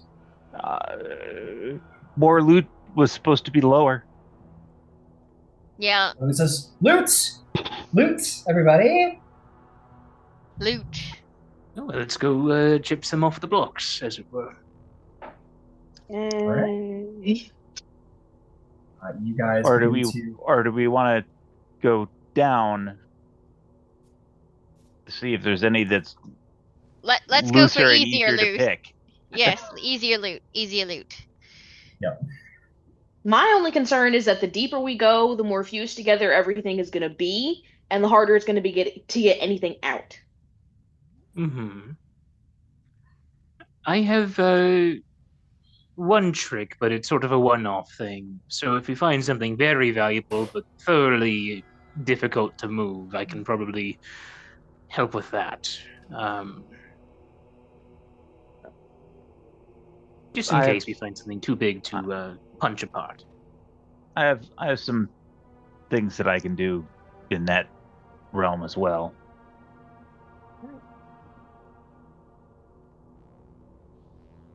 So forward, onward and upward, or onward and downward? Onward and downward. Onward and downward. Where do we go? All right, you guys all take 2. These aren't perfect stairs. It's just D&D Beyond, or excuse me, Tailspire. Please forgive me. But anyway, they're this sort of almost, however long ago, burrowed giant tunnel deeper and deeper into the earth. You all descend down. Down she goes, gently down the stream. As you turn the corner, the glint of gold begins to shine up at you. A light of lava-like heat comes up at you, and more importantly, Glint, your tremor sense starts to go off. Your stone cutting starts to go off. You're not sensing a creature per se, but you are sensing sort of the residual movements in the earth of such creatures, enough so to concern. There's more than 2 down here. There's something moving around beneath us still. More than one something. Maybe they cast it in rather short order. Oh. Joy. Beverly says, what is it cost again? Attack. Oh, okay. Sorry. So we just creep forward, guys? No? Fire line at the top of the stairs and see if we can't get them to trip and come back towards the sharp end. Might as well. Let me take a little look. I will creep down the stairs stealthily. All right, maybe a stealth check. Ooh, good thing I had advantage. That was a natty one. Oh. 27. Down the stairs. Okay, very nice. Your feet light as a feather. You walk down the stairs, wrapped in your black cloak, keeping you safe. To make your way down, the prevailing heat flows. You do indeed see loose treasure, golds, proper coinage, but you see much, much more. You see deeper in, there's an almost magma-created, dare say, altar? Or at least sort of stand, something that gives the resemblance of something of relevance, like something was supposed to be here. You see all of these holes in the wall, these like strange indentures in the wall that are probably like a good 3-foot radius. Tons of them in the walls, but nothing inside. There is also a giant magma pool at the back of the room where you see at least 3 Landsharks sort of swimming around in the lava, enjoying the heat. And in the back of the room, you see this massive Landshark head come out, and lava drips off of the side of it. This is the mama. This is the size of a small tavern. It is a humongous magma shark. What? Okay. It's this, or like, it's maybe like 3 times bigger than like the most massive horse you've ever seen. This thing could smash through a tavern without stopping for a step. Big Mama sort of comes out. One of the magma sharks sort of swim up to it and kind of almost like brush its stone against her head. Dare I say lovingly. And then the Mama sort of resubmerges deep down beneath the magma once more. All right. Is there a, do I see another passageway through this room?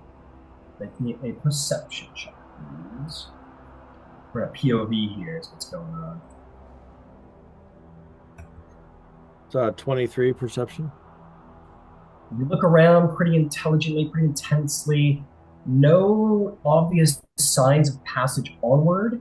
You will notice that this is a column here. There's more treasure deeper into the room. It is possible that your view is just obfuscated by the structure of the room. But no, you don't see anything. All right. I'm going to go ahead and sneak back up the stairs and share all of that information with everybody. At least 3 normal-sized land sharks, 1 kind of gargantuan land shark, decent amounts of gold piles laying about the place. From where I was standing, I couldn't see another passageway through the room. But there might be one. Who knows? It's a big room. I'll hold that thought. And we'll pull a red TV. I'll send red up at ceiling height to try to get a view of what's on the backside of that big square honky jonky pillar. Okay. He puts the ring in your hand. I'm starting to be aware of the ring here because it's a solid object. He puts the ring in your hand temporarily and will turn into a black smoky mist and sail up towards the ceiling and slowly glide across the ceiling as he goes, and you enter into his senses. Minor illusion, a POV to the best that you can illustrate it. And we will enter into red views. Red sort of, we're like Navi in the beginning of Zelda right now, walking the time. As you guys sort of fly around. Is there a place that Red wants to go specifically? Well, first he wants to check what was kind of obfuscated from Czar's first look on the backside of the pillar there. Oops, I bumped into that wall. And then moves over here. You see the skeleton of a dead warrior, and you do indeed see a passage onward from the chamber, past the pillar. It does indeed look like if you had a mind to, you could sneak out of this room if the party could manage the stealth and just go through this passage out of the room into either the next room, deeper down, you're not sure. You want to go and investigate more? Yeah, I want to see more of what's on the altar. Got it. Oh, the altar. You want to go check this out? Yeah. You make your way over to the altar. The altar is... It looks like it was meant to hold something cylindrical, much like the pivots in the wall. There's also a couple other things sort of set in and around. There looks to be like the indenture where like maybe a sword was meant to sit. There's another one where it looks like some kind of smaller, almost orb was meant to sit. But at the very top is a much larger sort of circular shape. It looks like there were things set here, but perhaps taken by past treasure hunters. If not Vox Machina themselves, who knows? Okay. And I'll pull Red back and come back to my senses. I'm thinking down.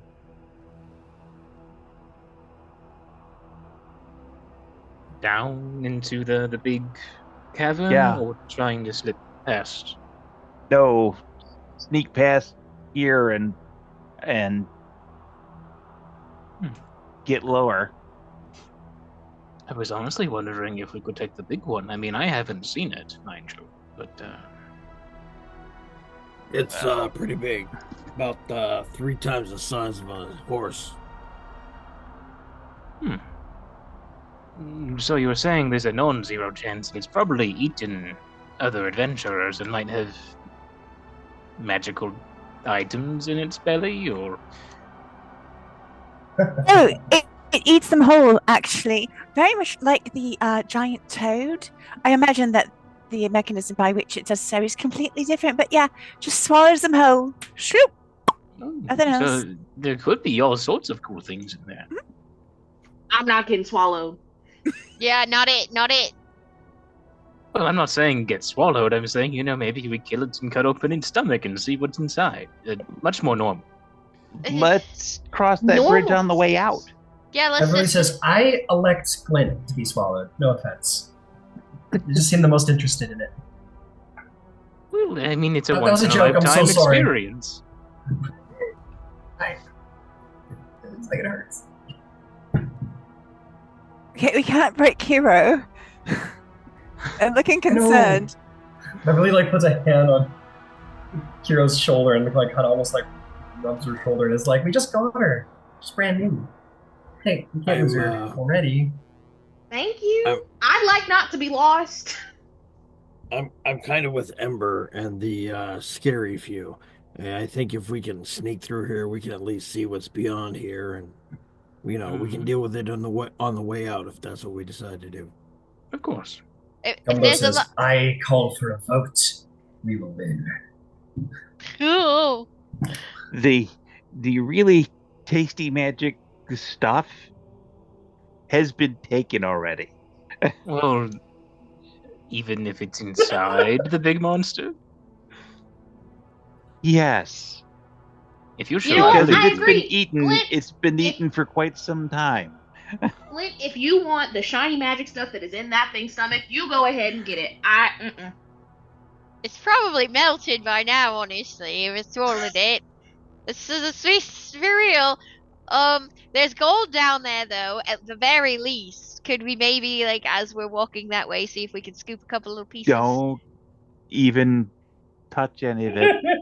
Oh, In and down, because the better stuff is further down. We've already been told that. All right. All right, We trust all right. Simba. We trust you. What other giant things are we going to find on our way to the shiny things at the bottom of this? Oh, I guarantee you we're going to find more. Is it going to get worse than that?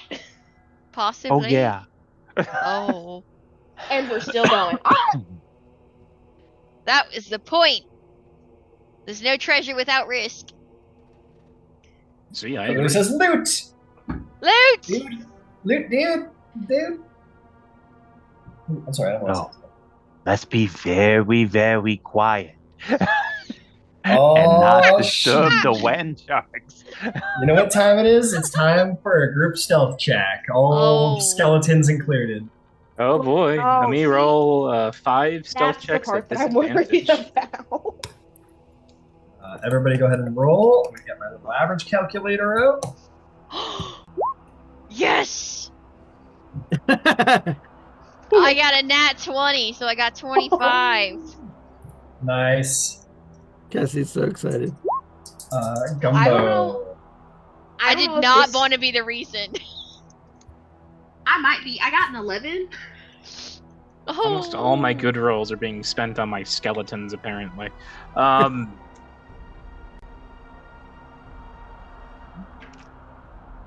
Ooh, Beverly.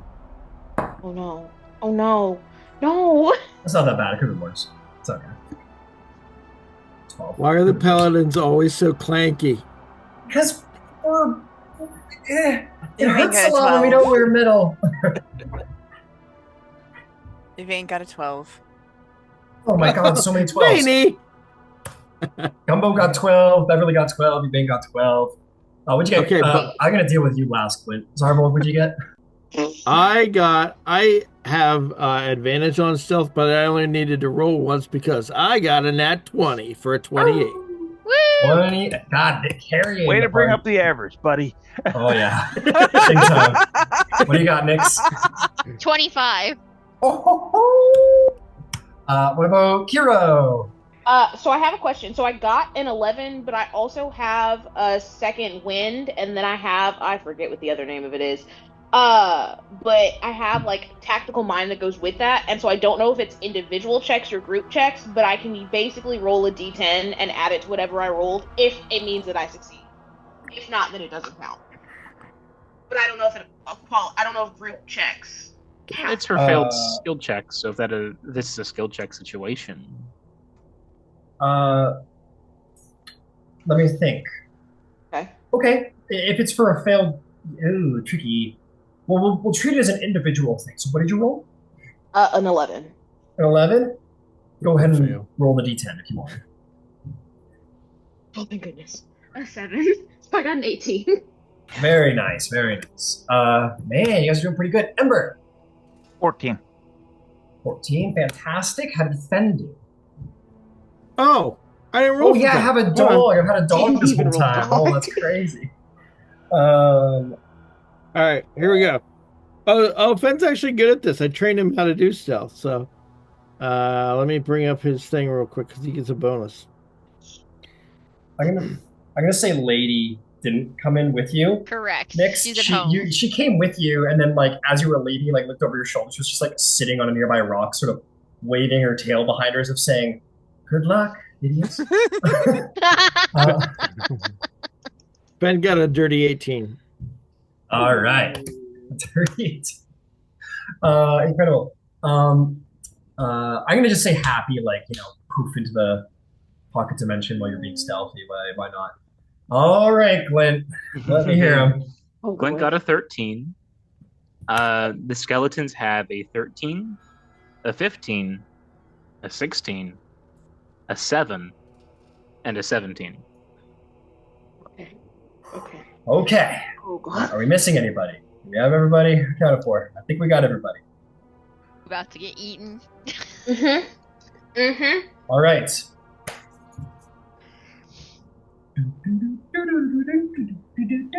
You guys make your way down the stairs. You guys are like it's this is so you guys naturally like this is ridiculous in my head where like Yvain comes in, she's like behind her, and then Zarbolt comes in, he's like behind her, and then Fen comes in, he's like behind him, and this like whole line of you guys goes, and then this spotlight hits you, and you all go. You guys rolled a 15 average, which is actually going to succeed. Never mind. No,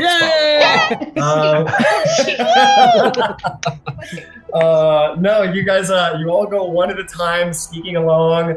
There's no reason you should have gotten through this. There's so fucking many of you. But you guys all stealthy as can be, sneak past, make your way into that big old chasm. Okay, make it past. And Mama's under the water. I'm gonna see. It is possible Mama might see you, but Mama's under the water or under the magma. Possible.